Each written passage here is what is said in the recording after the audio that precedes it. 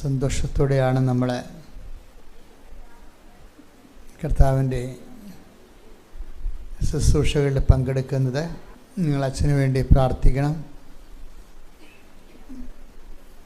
നമ്മൾക്ക് എല്ലാവർക്കും വേണ്ടി പ്രാർത്ഥിക്കണം, പരസ്പരം പ്രാർത്ഥിക്കണം. അതിൻ്റെ കാരണം ഒരു ദൈവീയ ശുശ്രൂഷയാകുമ്പോൾ ദൈവ ശുശ്രൂഷകർക്ക് അത് ശുശ്രൂഷയുടെ ഒരു അഭിഷേകം കിട്ടുന്നത് നമ്മളുമായിട്ട് ബന്ധമുള്ള കാര്യമല്ല. അതാണ് വിഷയം. ഞാൻ സംസാരിക്കുമ്പോൾ എനിക്ക് വചനം കിട്ടുന്നത് മാത്രമല്ല വിഷയം. ആ വചനം നിങ്ങൾക്ക് അനോയിൻറ്റിങ് ആകണം. വചനത്തിന് വെറുതെ വചനം പറയാം. അപ്പോൾ റേഡിയോ പ്രഭാഷണങ്ങളൊക്കെ നമ്മൾ കേൾക്കത്തില്ലേ? അതുപോലെ ടി വിയിൽ എന്തുമാത്രം പ്രഭാഷണങ്ങൾ നമ്മൾ കേൾക്കുന്നു. അതൊരു പ്രഭാഷണമൊക്കെ ദൈവവചന പ്രഘോഷണങ്ങൾ ടി വിയിലൊക്കെ കേൾക്കുമ്പോൾ അത് സ്വാഭാവികമായും നമ്മുടെ മനസ്സിലൊരു പ്രോഗ്രാമിൻ്റെ ഒരു കാര്യപരിപാടി എന്ന രീതിയിലാണ് നമ്മളത് കേൾക്കുന്നത്. സാങ്കേതികമാണ് ആ വിഷയം. അനോയിൻറ്റിങ് കിട്ടാൻ വലിയ പാടാണ്. അനോയിൻറ്റിങ് കിട്ടണമെന്നുണ്ടെങ്കിൽ ആ പറയുന്നയാളും ടി വിയിൽ സംസാരിക്കുന്നയാളും അത് എഡിറ്റ് ചെയ്യുന്നവരും അത് ബ്രോഡ്കാസ്റ്റ് ചെയ്യുന്നവരും അത് കേൾക്കുന്ന നമ്മളും എല്ലാം ഒരു ദൈവമേഖലയിലായിരിക്കണം. അതാണ് ഈ 1000 പേര് വചനം കൂടുമ്പോൾ ചിലപ്പോൾ 2 പേർക്കായിരിക്കും അഭിഷേകം കിട്ടുന്നത്. അതുകൊണ്ടാണ് ഇങ്ങനെയുള്ള സ്ഥലങ്ങളിലൊക്കെ ചെല്ലുമ്പോൾ അവരെല്ലാം എപ്പോഴും പ്രെയറായിരിക്കും. നമ്മൾ ബ്രോഡ്കാസ്റ്റിംഗ് സെൻറ്ററിലൊക്കെ ചെല്ലുമ്പോഴേ കേരളത്തിലെ ക്രൈസ്തവ ടെലിവിഷനിലൊക്കെ ഞാൻ പ്രഭാഷണത്തിലൊക്കെ പോകുമ്പോൾ ഒക്കെ മനസ്സിലാകും, അവരെല്ലാം എഡിറ്റിംഗ് റൂമിലും ഇരുന്നുകൊണ്ട് എപ്പോഴും പ്രെയറായിരിക്കും അവർ. അത് വലിയൊരു കാഴ്ചയാണ് ശരിക്കും, ഭയങ്കര. കാര്യം അവർ എഡിറ്റ് ചെയ്യണതും ബ്രോഡ്കാസ്റ്റ് ചെയ്യണതും എല്ലാം പവർഫുൾ പ്രെയറിലാണ് ചെയ്യണത്. ഇതുകൊണ്ട് തന്നെ നമ്മളുമൊക്കെ എപ്പോഴും അത് കേൾക്കുമ്പോഴും ഇതുപോലെ തന്നെ ആയിരിക്കണം. കേൾക്കുമ്പോൾ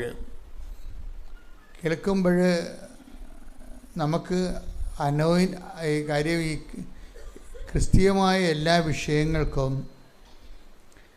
അതിൻ്റെ ഫലം ഉണ്ടാക്കുന്നത് അനോയിൻറ്റിങ്ങിലാണ്, അല്ലാതെ ഇൻഫർമേഷൻ ഡംപ് ചെയ്യുന്നതിലല്ല. നമുക്ക് യേശുക്രിസ്തുവിനെക്കുറിച്ച് എന്തെല്ലാം ഇൻഫർമേഷൻ ഉണ്ടാകാം. ആരാധനാക്രമത്തെക്കുറിച്ച് നമുക്ക് ഇൻഫർമേഷൻ ഉണ്ടാകാം. നമ്മൾ വളരെ ടാലൻറ്റഡായിട്ട് അത് ഡംപ് ചെയ്യാൻ ബാങ്ക് ചെയ്യാൻ പറ്റും. അതും അനോയിൻറ്റിങ്ങും തമ്മിൽ വ്യത്യാസമുണ്ട്. അത് രണ്ട് ഫോർമാറ്റാണ്. ഒന്ന് അറിവ് പകരുന്നു, മറ്റത് അനുഭവങ്ങൾ നൽകുന്നു. ഈ അനുഭവങ്ങളെല്ലാം വരണത് അനോയിൻറ്റിങ്ങിലൂടെയാണ് വരണത്. അഭിഷേകം ക്രിസ്തുവിനെ പോലും ലോകത്തിലേക്ക് വിട്ടത് അഭിഷേകത്തിൻ്റെ രൂപത്തിലാണ്. അഭിഷേകത്തിൻ്റെ ആളായ്മയും മാത്രമല്ല, അഭിഷേകത്തിൻ്റെ രൂപത്തിലാണ്. ഇപ്പോഴേ ഉദാഹരണത്തിന് ഇടം എന്നും പറഞ്ഞൊരു വാക്ക് ബൈബിളിലുണ്ട്. എന്താണ് ഇടം? രാവിലെ ഞാൻ കുളിച്ചുകൊണ്ടിരുന്നപ്പോൾ എൻ്റെ മനസ്സിൽ പരിശുദ്ധാത്മാവ് നൽകിയ ഒരു സംഭവമാണ്. ഇടം ഇല്ലാത്തവരുണ്ട്. ഇപ്പോൾ ഒരു വിസ റിജക്റ്റ് ചെയ്ത്, അപ്പോൾ എന്താണ് അതിൻ്റെ അർത്ഥം? എന്താണ്? ഇടം ഇല്ലെന്ന് എൻ്റെ അർത്ഥം. ജർമ്മനിയിൽ നിങ്ങൾക്ക് ഇടമില്ല. അതല്ലേ വിസ റിജക്റ്റ് ചെയ്യുമ്പോൾ ഉണ്ടാകുന്നത്. ജപ്റ്റ് ചെയ്തു, നിങ്ങളുടെ വീട്ടിൽ താമസിക്കാൻ നിങ്ങൾക്ക് ഇടം ഇല്ല എന്നാണ്. ഇങ്ങനെ ഇടമില്ലാത്ത എല്ലാ വിഷയങ്ങൾക്കും അത് ഇടം നിങ്ങൾക്ക് കിട്ടുന്നത് വരെ അതിൻ്റെ സബ്സ്റ്റിറ്റ്യൂട്ട് ഉണ്ടാവും. അതിനാണ് അനോയിൻറ്റിങ് എന്ന് പറയുന്നത്. നമുക്കത് ഫീൽ ചെയ്യത്തില്ല. കർത്താവ് ഈ വിഷയം എനിക്ക് ഇരിപ്പിടം ഒരുക്കുന്നത് വരെ ഞാൻ കർത്താവിൽ ജീവിക്കും. അത് ബൈബിളിലെ ഒരു നിലപാടാണത്. എന്താണ്? ഞാൻ നിൻ്റെ ശത്രുക്കളെ എൻ്റെ പാദപീഠമാക്കുവോളൂ നീ എൻ്റെ വലതുവശത്തിരിക്കുക. Take the word of God. സ്തുതിക്കട്ടെ. ഹല്ലേലൂയ, ഹല്ലേലൂയ, ഹല്ലേലൂയ, ഹല്ലേലൂയ. യേശുവേ നന്ദി. ഹല്ലേലൂയ, ഹല്ലേലൂയ, ഹല്ലേലൂയ, ഹല്ലേലൂയ, ഹല്ലേലൂയ. യേശുവേ ആരാധന, ആരാധന, ആരാധന. യേശുവേ നന്ദി. മഹത്വം, മഹത്വം. ഹല്ലേലൂയ. 110 സങ്കീർത്തനം 1 തിരുവചനം. കർത്താവ് എൻ്റെ കർത്താവിനോട് അരുളി ചെയ്തു, കർത്താവിൻ്റെ കർത്താവിന് അരുളി ചെയ്തു, ഞാൻ നിന്റെ ശത്രുക്കളെ, പറഞ്ഞേ, ഞാൻ നിന്റെ ശത്രുക്കളെ, ഞാൻ നിന്റെ ശത്രുക്കളെ നിന്റെ പാദപീഠമാക്കുവോളം, നിന്റെ പാദപീഠമാക്കുവോളം നീ എൻ്റെ വലതുഭാഗത്തിരിക്കുക, നീ എൻ്റെ വലതുഭാഗത്തിരിക്കുക. ഇപ്പം ജപ്തി നടപടി നമ്മുടെ മുമ്പിലുള്ള ഒരു നെഗറ്റീവ് സിറ്റുവേഷനാണ്. ജോലി നടക്കണില്ല, കിട്ടണില്ല, അത് ഒരു നെഗറ്റീവ് സിറ്റുവേഷനാണ്, മോശം ഒരു കാലാവസ്ഥയാണ്. ഇപ്പോൾ രോഗിയാണ് നീ, അത് ഒരു മോശം കാലാവസ്ഥയാണ്. അപ്പോൾ അതിൻ്റെ കർത്താവിൻ്റെ ഈ വിഷയത്തോട്, നെഗറ്റീവ് സിറ്റുവേഷനോട് കർത്താവിൻ്റെ നിലപാട് എന്താണ്? ഇത് നിന്നെ വിഷമിപ്പിക്കുന്ന, ഉത്കണ്ഠപ്പെടുത്തുന്ന, ഭാരപ്പെടുത്തുന്ന എല്ലാം നിൻ്റെ ശത്രുവാണ്. അതെന്ത് ചെയ്യും? അത് നീ കീഴ്പ്പെടുത്തരുത്. എന്താണ്?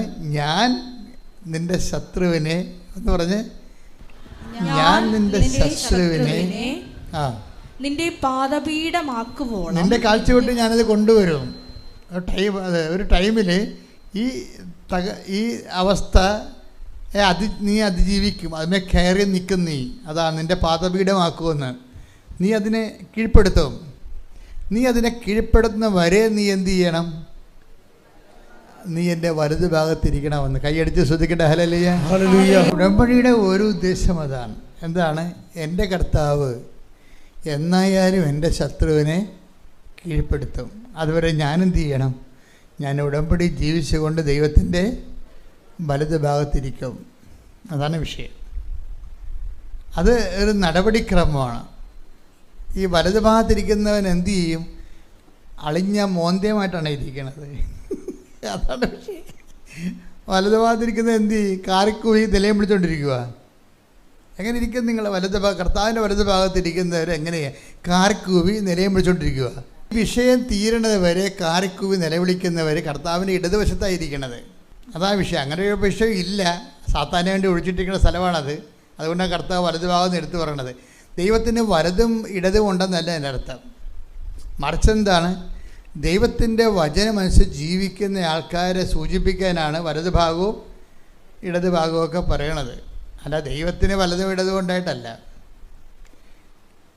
ദൈവവചനമനുസരിച്ച് ജീവിക്കുന്ന നമ്മൾ അങ്ങനെയാണ് ഉടമ്പടിയിൽ പറയണത്. എന്താണ്? അവൻ പറഞ്ഞതുപോലെ ജീവിച്ചോളാം. അപ്പോൾ നമ്മൾ ഓട്ടോമാറ്റിക്കായിട്ട് എവിടെയാവും? ദൈവത്തിൻ്റെ വലതുഭാഗത്ത്. പക്ഷേ അവൻ പറഞ്ഞതുപോലെ ജീവിച്ചോളാമെന്ന് നമ്മൾ പറഞ്ഞ് ദൈവത്തിൻ്റെ വലതുവശത്ത് ഇരിക്കുമ്പോൾ, ആ വലതുവശത്ത് ഇരിക്കുമ്പോൾ ഉണ്ടാകുന്ന ഒരു ഡീസൻസി ഉണ്ട്. അത് കീപ്പ് ചെയ്യണം. നമ്മൾ എവിടെയാണ് ഇരിക്കണത് നോക്കിയിട്ട് അതിൻ്റെ ഒരു ഡീസൻസി ഉണ്ട്. ഇപ്പോൾ പള്ളി വരുമ്പോൾ പള്ളിയിൽ നിങ്ങൾ വരികയാണ്, നിങ്ങൾ നൈറ്റി ഇട്ടുണ്ട് പള്ളി വരുമോ? അതാണ് പ്രശ്നം. അതിനൊരു നിങ്ങൾ അടുക്കളയിൽ കറി അരിയുമ്പോൾ നൈറ്റി ഇട്ടുണ്ട്, അല്ലെങ്കിൽ ചുരിദാർ ഇട്ടുണ്ട്, അല്ലെങ്കിൽ മോശം ഡ്രസ്സ് ഇട്ടുകൊണ്ട് നിങ്ങൾ അടുക്കള ജോലി ചെയ്യും. പക്ഷെ പള്ളി വരുമ്പോൾ നിങ്ങൾ എന്ത് ചെയ്യും? പോയി കുളിച്ച് ഒരുങ്ങി അത് കഴിച്ചിട്ടിട്ട് പുതിയ ഉടുപ്പിട്ടുണ്ട് കർത്താവിൻ്റെ അടുത്ത് വരും, അല്ലേ? അതാണ് സംഭവം. ആ ഡീസൻസി, ആ സ്ഥലത്തിൻ്റെ ഡീസൻസി ഉണ്ട്. ഉടമ്പടിയിൽ ആ ഡീസൻസി കീപ്പ് ചെയ്യണം. നിങ്ങൾ ഈ ഒരു കാലം നമ്മുടെ ശത്രുക്കളെ കീഴ്പ്പെടുത്തുന്ന വരെയാണ് നമ്മൾ എന്ത് ചെയ്യണം? അവൻ പറഞ്ഞതുപോലെ ചെയ്തുകൊണ്ട് കർത്താവിൻ്റെ വലതുവശത്ത് ഞാൻ ജീവിക്കേണ്ട ഒരു കാലമാണിത്. ഇപ്പം കർത്താവിൻ്റെ വലതുവശത്ത് ഞാൻ ജീവിക്കുമ്പോൾ ഞാൻ എന്ത് ചെയ്യണം? ആ സ്ഥാനത്തിൻ്റെ ഡീസൻസി കീപ്പ് ചെയ്യണം. ആ സ്ഥാനത്തിൻ്റെ ഡീസൻസി അവിടെ ഇരുന്നുകൊണ്ട് അലമുറയിടാനും നിലവിളിക്കാനും ബഹളം ഉണ്ടാക്കാനും നോക്കിയിട്ട് കാര്യമില്ല. കാര്യം ആ സ്ഥാനത്തിന് പറ്റാത്തതാണത്. നിങ്ങൾ അവിടെ ഇരുന്ന് അലമുറ ഇടുകയും നിലവിളിക്കുകയും ബഹളം ഉണ്ടാക്കുകയും ചെയ്യണത് ആ സ്ഥാനത്തിന് പറ്റത്തില്ല. ആ സ്ഥാനത്തിന് എന്താണ്? എൻ്റെ കർത്താവ് എൻ്റെ ശത്രുവുമായി യുദ്ധത്തിലാണ്. അത് കീഴ്പ്പെടുത്തുന്ന വരെ ഞാൻ പ്രാർത്ഥിച്ചുകൊണ്ട് ഞാൻ കർത്താവിൻ്റെ തിരുസന്നിധിയിൽ അവൻ പറഞ്ഞതുപോലെ ചെയ്തുകൊണ്ട് പ്രത്യാശയോടെ എൻ്റെ ഉത്തരവാദിത്വം നിറവേറ്റും. പ്രത്യാശയോടെ ഞാൻ ഉത്തരവാദിത്വം. പ്രത്യാശയാണ് എപ്പോഴും ഈ വലതുവശത്തിരിക്കുന്ന കാലത്ത് നമുക്ക് ഉണ്ടാവേണ്ടത്. പ്രത്യാശ എന്ന് പറയുമ്പോൾ അവിടെ എന്ത് പറ്റും? നിരാശ ഉണ്ടാകത്തില്ല. പ്രത്യാശ എന്ന് പറഞ്ഞാൽ ഉടനെ ബൈബിൾ പറയും രണ്ട് തരം പ്രത്യാശ ആൾക്കാർ സൂക്ഷിക്കുന്നുണ്ട്. ചില ആൾക്കാർക്ക് പ്രത്യാശയുടെ കൂടെ നിരാശയുണ്ട്. അത് പ്രത്യാശയായിട്ട് കൗണ്ട് ചെയ്യത്തില്ല. എന്താ കാര്യം? ബൈബിൾ എന്താ പറയണത്? പ്രത്യാശ നമ്മളെ നിരാശരാക്കുന്നില്ല. പ്രത്യാശ നിങ്ങൾക്ക് ഉള്ളതെങ്കിൽ, ഇപ്പം നിങ്ങളുടെ വിസ 2ാം പ്രാവശ്യം റിജക്റ്റ് ചെയ്ത്, അപ്പം ഞാൻ ഇന്നലെ ഒരു പയ്യൻസ് വന്ന്, അപ്പം ഞാൻ 2ാം പ്രാവശ്യം റിജക്റ്റ് ചെയ്ത്, അപ്പം ഇനി എന്ത് ചെയ്യും അച്ഛാന്ന് എന്നോട് ചോദിച്ചു. ഞാൻ പറഞ്ഞു, മണ്ട, നീ പഠിക്ക്, നീ ഉഴപ്പാണ് ആള്. ഈ ആ PT എക്സാമിന് പരാജയപ്പെട്ടതുകൊണ്ടാണ് വിസ റിജക്റ്റായിരിക്കുന്നത്. അപ്പോൾ ഒന്നെങ്കിൽ നീ PT എക്സാം കവർ ചെയ്യണം, അല്ലെങ്കിൽ നീ വിസ വേറെ മാറ്റി പിടിക്കണം, ആ രാജ്യത്ത് നിന്നുള്ള വേറെ വിസയിലേക്ക് പിടിക്കണം. കാര്യം എന്താ, ഇവന് പോകാൻ വേണ്ടി ഒരു അനുവാദം മെസ്സേജ് എടുത്തായിരുന്നു എഴുത്. 4 കൊല്ലമൊക്കെ ആകുമ്പോൾ മെസ്സേജ് എടുത്തില്ല, ശരിയാകത്തില്ല. കൺഫ്യൂഷൻ വന്നാൽ അച്ഛൻ മെസ്സേജ് എടുക്കും. നിങ്ങൾക്കൊരു കൺഫ്യൂഷൻ വന്നാൽ ഞാൻ കറക്റ്റായിട്ട് കാര്യങ്ങൾ നിങ്ങളോട് സംസാരിക്കും. പക്ഷേ എന്താ പ്രശ്നം, ഞാൻ കൺഫ്യൂഷൻ വന്ന് നിങ്ങൾക്ക് കാര്യങ്ങൾ സംസാരിക്കണ മുമ്പ് ഞാൻ 2 കാര്യങ്ങൾ നോക്കും. എന്ത് നോക്കും? സാക്ഷ്യം പറഞ്ഞതാണോ എന്ന് നോക്കും. അത് നോക്കും. ഉടമ്പടിയുടെ സ്റ്റാറ്റസ് എന്താണെന്ന് നോക്കും. ഉടമ്പടി ഒരു 3-4 പുതുക്കാതെ ഒന്നും അച്ഛൻ മെസ്സേജിലേക്ക് പോകത്തില്ല. കാര്യം ഉടമ്പടി പോയി എടുത്ത് തിരിച്ച് വന്ന് അവർ വീട്ടിൽ അത് ചെയ്തോ ഇല്ലയോ നമുക്കറിയത്തില്ല. അവരച്ഛനെ കാണാൻ വേണ്ടി കൈയും കാലും പിടിച്ച് നിലയും വിളിച്ച് ചീട്ടും പിടിച്ചുകൊണ്ട് വരികയും ഇടിച്ചല്ലേ മേടിച്ചത്. പക്ഷേ ഇവർ ഉടമ്പടിയായിട്ട് ഒരു ബന്ധം ഉണ്ടാകത്തില്ല. ചില സമയത്ത് ഉടമ്പടിയുടെ ജീവിതം അല്ലായിരിക്കും ഇവിടേത്. ഇവിടെ അച്ഛനെ കാണാനുള്ള ചീട്ടൊപ്പിക്കാൻ വേണ്ടി ഉടമ്പടി എടുത്തിരിക്കുന്ന ആൾക്കാരുണ്ടാവും. ദൈവതിരുസ്ഥിതി നിങ്ങളുടെ സ്റ്റാറ്റസ് എന്താണ്, പദവി എന്താണ്, നിങ്ങൾ ഉടമ്പടി പുതുക്കി ജീവിക്കുന്നവരാണോ, അതിന് സാക്ഷ്യം പറഞ്ഞവരാണോ, അതൊക്കെ എല്ലാം നോക്കും. സാക്ഷ്യം പറഞ്ഞാൽ നമുക്കുള്ള സന്തോഷം എന്താണെന്ന് വെച്ച് കഴിഞ്ഞാൽ അവർ ഓൾറെഡി ദൈവത്തെ മഹത്വപ്പെടുത്തിയിട്ടുള്ളതാണ്. നമുക്ക് മനസ്സിലാകുന്ന വിഷയം എന്താണ്, അവരോട് ദൈവം കമ്മ്യൂണിക്കബിളാണ്. അപ്പോൾ നമുക്ക് പ്രശ്നമില്ല. അവർക്ക് അനുഗ്രഹങ്ങൾ കിട്ടിയത് ദൈവാനുഭവം നേടിയതുമാണ്. അപ്പോൾ അത് സാക്ഷ്യം പറഞ്ഞ നിസ്സാര കാര്യമല്ല. അത് സാക്ഷ്യം ഒരാൾ പറഞ്ഞു കഴിഞ്ഞാൽ അതിൻ്റെ അർത്ഥം എന്താണ്, നിങ്ങൾക്ക് ദൈവാനുഭവം നേടിയ ആൾക്കാരാണ്. അപ്പോൾ അതൊരു സർട്ടിഫിക്കറ്റാണ് ശരിക്കും പറഞ്ഞാൽ. ദൈവാനുഗ്രഹം ഉണ്ടായിട്ടും സാക്ഷ്യം പറയാതെ നടക്കുന്ന കളികളില്ലേ. ദൈവാനുഭവം ഉണ്ട്, പക്ഷെ അവർ അത് സാക്ഷ്യപ്പെടുത്തത്തില്ല. അപ്പോൾ അവർ സ്വാഭാവികമായിട്ടും അതെന്താ സംഭവിക്കണമെന്ന് വെച്ച് കഴിഞ്ഞാൽ കാലാന്തരത്തിൽ നിങ്ങൾ കെട്ടുപോകും. കാര്യം വെച്ചാൽ ദൈവത്തിന് ഈശോ എന്താ പറഞ്ഞത്, വിളക്ക് കൊളുത്തിക്കഴിഞ്ഞാൽ പിന്നെ എന്ത് ചെയ്യണം, അത് പീഠത്തിന്മേൽ വെക്കണം. എന്തിനാണ്? വീട്ടിലുള്ള എല്ലാവർക്കും പ്രകാശം ലഭിക്കണമെന്ന്. അതാണ്. ഇപ്പോൾ ദൈവം ഒരു അനുഭവത്തിൻ്റെ വെളിച്ചം വിളക്ക് കൊളുത്തിയാൽ അത് പിന്നെ എന്താണ്, പറയിട്ട് മൂടി വെക്കരുത്. നിങ്ങൾ മാത്രം രഹസ്യമായിട്ട് അറിയണ കാര്യമല്ലത്. അത് മറ്റുള്ളവർ വിശ്വാസത്തിലേക്ക്, വിശ്വാസത്തിൻ്റെ ദീപമാണത്. Take the word of God. വിളക്ക് കൊളുത്തിയാൽ ശ്രുതികട്ടെ. ഹല്ലേലൂയ ഹല്ലേലൂയ ഹല്ലേലൂയ യേശുവേ നന്ദി. ഹല്ലേലൂയ ഹല്ലേലൂയ. ലൂക്ക 11:33. ലൂക്ക 11:33. വിളക്ക് കൊളുത്തി വിളക്ക് കൊളുത്തി ആരും നിലവറയിലോ പറയുടെ കീഴിലോ വയ്ക്കാറില്ല. മറിച്ച് അകത്ത് പ്രവേശിക്കുന്നവർക്ക് വെളിച്ചം കാണാൻ പീഠത്തിന്മേലാണ് വയ്ക്കുന്നത്. ഉടമ്പടിയിലേക്ക് വന്ന ആൾക്കാരാണ് അത് അകത്ത് പ്രവേശിക്കുന്നവരെന്ന് പറഞ്ഞാൽ എന്താണ്? ഉടമ്പടി ജീവിതത്തിലേക്ക് വന്ന ആൾക്കാരെ അവർക്ക് പ്രത്യാശ പകരണതാണ് ഈ സാക്ഷ്യം എന്ന് പറയണത്. അവർക്ക് പ്രത്യാശ പകരാൻ. അപ്പം നിങ്ങൾ എത്രയും വേഗം പ്രാർത്ഥിക്കേണ്ടത്, കർത്താവേ ഞങ്ങൾക്ക് നിലവാരമുള്ള സാക്ഷ്യം കിട്ടണമെന്ന് പ്രാർത്ഥിക്കണം. സാക്ഷ്യം കിട്ടിയിട്ട് കാര്യമില്ല. ചില ആൾക്കാരോട് ഞാൻ ചോദിച്ചു, ചേച്ചി സാക്ഷ്യം പറഞ്ഞതാണോ? എഴുതി കൊടുത്തതാണ്. എഴുതി കൊടുത്തതെന്ന് വെച്ചാൽ പറയിപ്പിച്ചില്ലെന്നാണ് എൻ്റെ അർത്ഥം. പറയാൻ വേണ്ടി മാത്രം ഒന്നും ഇല്ലെന്നാണ് എൻ്റെ അർത്ഥം. അതാണ് വിഷയം. എഴുതി കൊടുത്താണെന്ന് പറഞ്ഞു കഴിഞ്ഞാൽ നിങ്ങൾ അക്സെപ്റ്റ് ചെയ്തു എന്നേ ഉള്ളൂ. എഴുതി കൊടുക്കണം നല്ലതാണ്. അതുപോലും ഇല്ലെങ്കിൽ പിന്നെ ഞാൻ അവരോട് സംസാരിക്കത്ത് പോലും ഇല്ല. എഴുതി കൊടുത്താണെന്ന് പറയുമ്പോൾ എനിക്ക് മനസ്സിലാകും, ആ ദൈവം പതുക്കെ പ്രവർത്തിക്കാൻ തുടങ്ങിയിട്ടുണ്ട്. ഇനി ദൈവം കുറച്ചുകൂടി ഇവർ ശരിയായാൽ കർത്താവ് കൂടുതൽ പ്രവർത്തിക്കുമെന്ന്. എഴുതി കൊടുത്തിട്ടില്ലെന്ന് പറയണമെന്നുണ്ടെങ്കിൽ പിന്നെ ഇവരെ ഞാൻ ഇവിടുന്ന് ഓടിച്ചിടും. എന്താ കാര്യം? ഇവരിതിനകത്ത് കയറാനുള്ള യോഗ്യത പോലും ഇല്ല. എന്താ കാര്യം? അവർ ഉടമ്പടി 3 പുതുക്കിയിട്ട് ഒരു സാക്ഷ്യം പോലും ഉണ്ടായിട്ടില്ല എന്നുണ്ടെങ്കിൽ ഇവർ കള്ളസാക്ഷിയായിട്ട് ജീവിക്കുകയാണ് ശരിക്കും. ഉടമ്പടിയുടെ കള്ളസാക്ഷികളുടെ എണ്ണം കൂടുതലാണ്. ഉടമ്പടിക്ക് സാക്ഷികളുമുണ്ട്. നിങ്ങൾ സാക്ഷികളല്ലെങ്കിൽ പിന്നെ എന്താണ്? കള്ളസാക്ഷികളാണ്. അതാണ് വിഷയം. കാര്യം ഇപ്പോഴും നിങ്ങൾ വരുന്നുണ്ടല്ല. എന്തുദ്ദേശത്തിൽ വരണം? നിങ്ങൾക്ക് സാക്ഷ്യമില്ല, സാക്ഷ്യം നിങ്ങൾ കൈമാറിയിട്ടില്ല. പിന്നെ ആരാണ്? പിന്നെയും വരച്ച് കെട്ടി വരുന്നുണ്ട്. എന്തിനു വരുന്നത്? കള്ളസാക്ഷ്യമാണത്.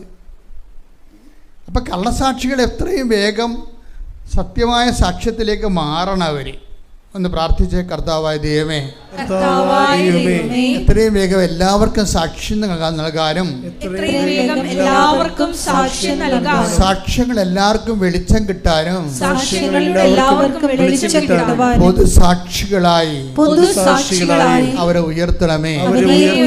ശ്രദ്ധിക്കട്ടെ. ഹല്ലേലൂയ, ഹല്ലേലൂയ, ഹല്ലേലൂയ, ഹല്ലേലൂയ. യേശുവേ നന്ദി. ഹല്ലേലൂയ, ഹല്ലേലൂയ, ഹല്ലേലൂയ, ഹല്ലേലൂയ, ഹല്ലേലൂയ. മഹത്വം,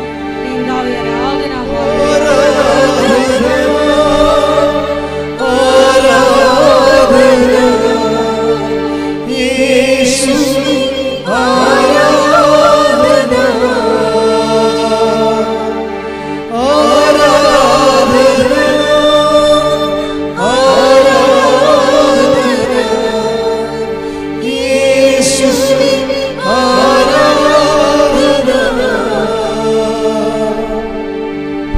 പരമദിവ്യകാരുണ്യത്തിന്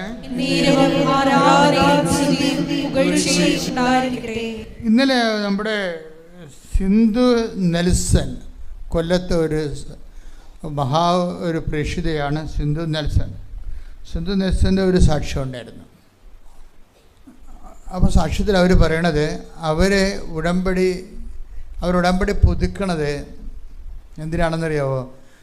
ഞങ്ങൾ ഉടമ്പടി പുതുക്കുമ്പോൾ നിയോഗങ്ങൾ വെക്കാറില്ലെന്ന്. ഭർത്താവും ഭാര്യയും ഉടമ്പടിക്കാരാ. അപ്പോൾ അവർ രണ്ടുപേരും ഒരുമിച്ചാണ് പ്രവർത്തിക്കണത്. അപ്പോൾ അവർ പറഞ്ഞു ഞങ്ങൾ ഉടമ്പടി വെക്കുമ്പോൾ നിയോഗങ്ങൾ വെക്കാറില്ലെന്ന്. അപ്പം ഞാൻ ആദ്യമായിട്ടും കേൾക്കണത് ഇത് കാര്യം. ഉടമ്പടി വെക്കുമ്പോൾ ആൾക്കാർക്ക് ഇല്ലാത്ത നിയോഗങ്ങളില്ലെങ്കിൽ കെട്ടിച്ചു വിട്ട മക്കളുടെ പേരക്കിടാങ്ങളുടെ നിയോഗം വരെ എടുത്ത് വെക്കണ പാർട്ടിയാണുള്ളത് ഇവിടെ. അത് വെച്ചാൽ വലിയമ്മമാർ നിയോഗം വെക്കുകയാണെങ്കിലേ ഒന്നും അവരുടെ വെക്കത്തില്ലല്ലോ. അവരുടെ വെക്കത്തില്ല.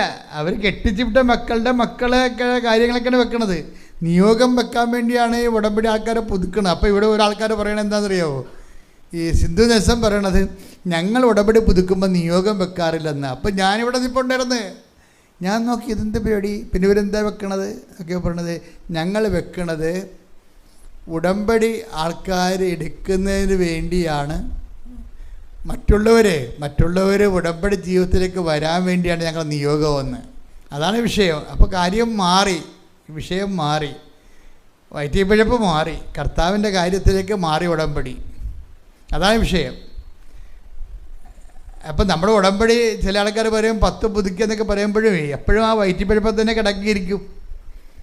അതെപ്പോഴും നമ്മൾ ശ്രദ്ധിക്കണം.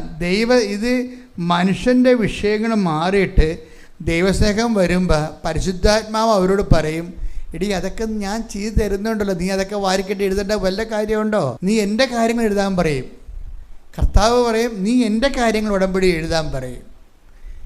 അപ്പോഴവരെഴുതും. ആത്മാക്കളെ വീണ്ടെടുക്കാൻ വേണ്ടി ഉടമ്പടി എടുക്കാത്തവർ എടുക്കുന്നതിന് വേണ്ടി നിയോഗം വെച്ചിരിക്കും ഭർത്താവും ഭാര്യയും.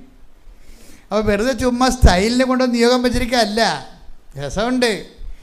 ഇവരുടെ പരിപാടി എന്ന് വെച്ച് കഴിഞ്ഞാൽ ഭർത്താവ് നല്ല ജോലി തിരക്കുള്ള ആളാണ്. ഭാര്യയ്ക്ക് അസുഖം വന്നിട്ട് പോലും അവർക്ക് സംസാരം പോയി. അവരുടെ സംസാരം കിട്ടിയിട്ടില്ല അവർക്ക്.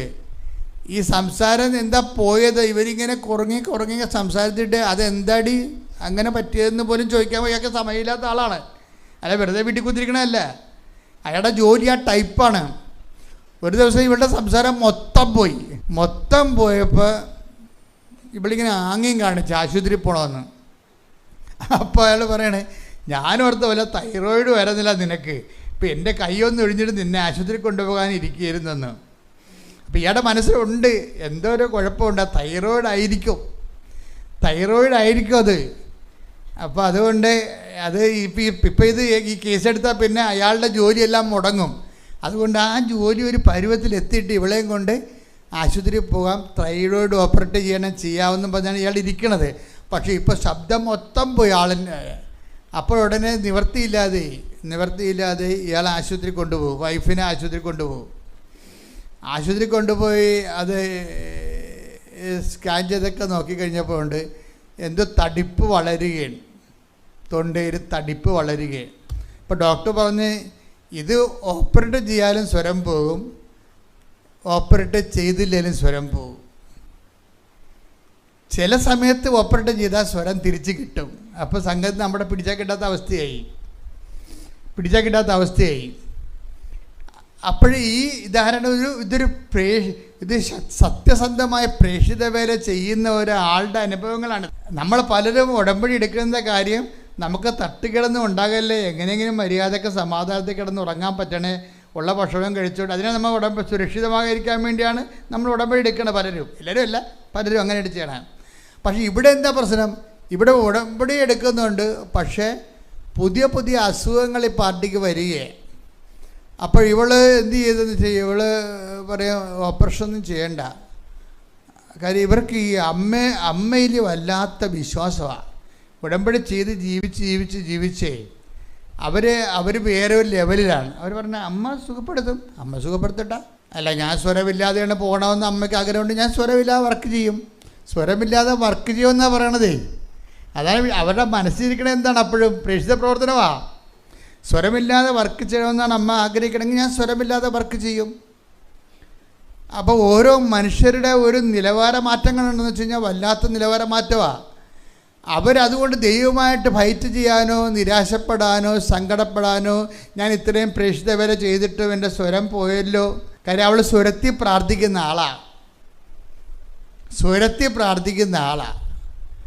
അപ്പോൾ അവരുടെ മനസ്സിലുള്ളതെല്ലാം അവൾ പറഞ്ഞ് ഞാൻ ആരാധനയ്ക്ക് പോകുമ്പോൾ മാത്രമേ മൗനമായിട്ടിരിക്കത്തുള്ളൂ, അല്ലാത്തപ്പോൾ പ്രാർത്ഥിക്കുമ്പോൾ ഞാൻ സ്വരത്തിലാണ് പ്രാർത്ഥിക്കുന്നത്. അപ്പോൾ എനിക്ക് സ്വരത്തിൽ പ്രാർത്ഥിക്കാത്ത കാരണം ഇപ്പോൾ ഭയങ്കര സങ്കടമാണ്. അത് അമ്മയ്ക്ക് അറിയാമല്ലോ. അപ്പോൾ എന്നാലും ആ വിഷയത്തെക്കുറിച്ച് ആ വിഷയം അവരെ ആശങ്കപ്പെടുത്തണില്ല. അപ്പം നിങ്ങൾ ചോദിക്കും എന്തുകൊണ്ടാണ് ഈ ലേഡിയെ അവിടെ വിഷയം ആശങ്കപ്പെടുത്താത്തതെന്ന് ചോദിച്ചു കഴിഞ്ഞാൽ എനിക്ക് ആധ്യാത്മികമായിട്ട് പറയാനുള്ളത് ആ ആശങ്കയുടെ സ്ഥലത്ത് ഇവർക്ക് അനോയിൻറ്റിങ് കിട്ടിയിട്ടുണ്ട്. അതാണ് വിഷയം. ആശങ്കപ്പെടുത്തുന്നതിൻ്റെ ഇടയ്ക്ക് അവർക്ക് അവിടെ അഭിഷേകം കിട്ടിയിട്ടുണ്ട്. അപ്പോൾ ഈ സ്വരമില്ലാത്തതിൻ്റെ ഡയറക്റ്റ് ആശങ്കകൾ അവരെ സ്പർശിക്കണില്ല. അതാണ് വിഷയം. ഇത് വേറെ ഒരു ലെവലാണ് ശരിക്കും. അത് ഇതിൻ്റെ വിഷയം എനിക്ക് എപ്പോഴും തോന്നി എൻ്റെ മക്കളെ, ഉടമ്പടിയുടെ ഏറ്റവും വലിയ റിസ്ക് എന്താണെന്നറിയാമോ?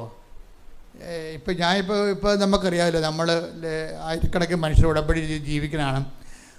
എനിക്ക് തോന്നിയിരിക്കുന്ന ഉടമ്പടിയുടെ ഏറ്റവും വലിയ റിസ്ക് എന്ന് പറയുന്നത് നിങ്ങളെടുത്ത ഉടമ്പടിക്കെതിരെ ആക്ഷേപങ്ങൾ ഉന്നയിക്കപ്പെടരുത്. അത് നിങ്ങൾ ശ്രദ്ധിക്കണം. നിങ്ങളെടുത്ത ഉടമ്പടിക്കെതിരെ ആക്ഷേപങ്ങൾ ഉന്നയിക്കപ്പെടരുത്. ആരാ? മനുഷ്യനും ഉന്നയിക്കരുത്, ദൈവവും ഉന്നയിക്കരുത്. ഇതൊരു ഭയങ്കര റിസ്ക്കാണത്. നമ്മളെടുത്ത ഉടമ്പടിക്കെതിരെ ഇന്നലെ ഇവിടെ ഒരു സാക്ഷ്യം ഉണ്ടായി.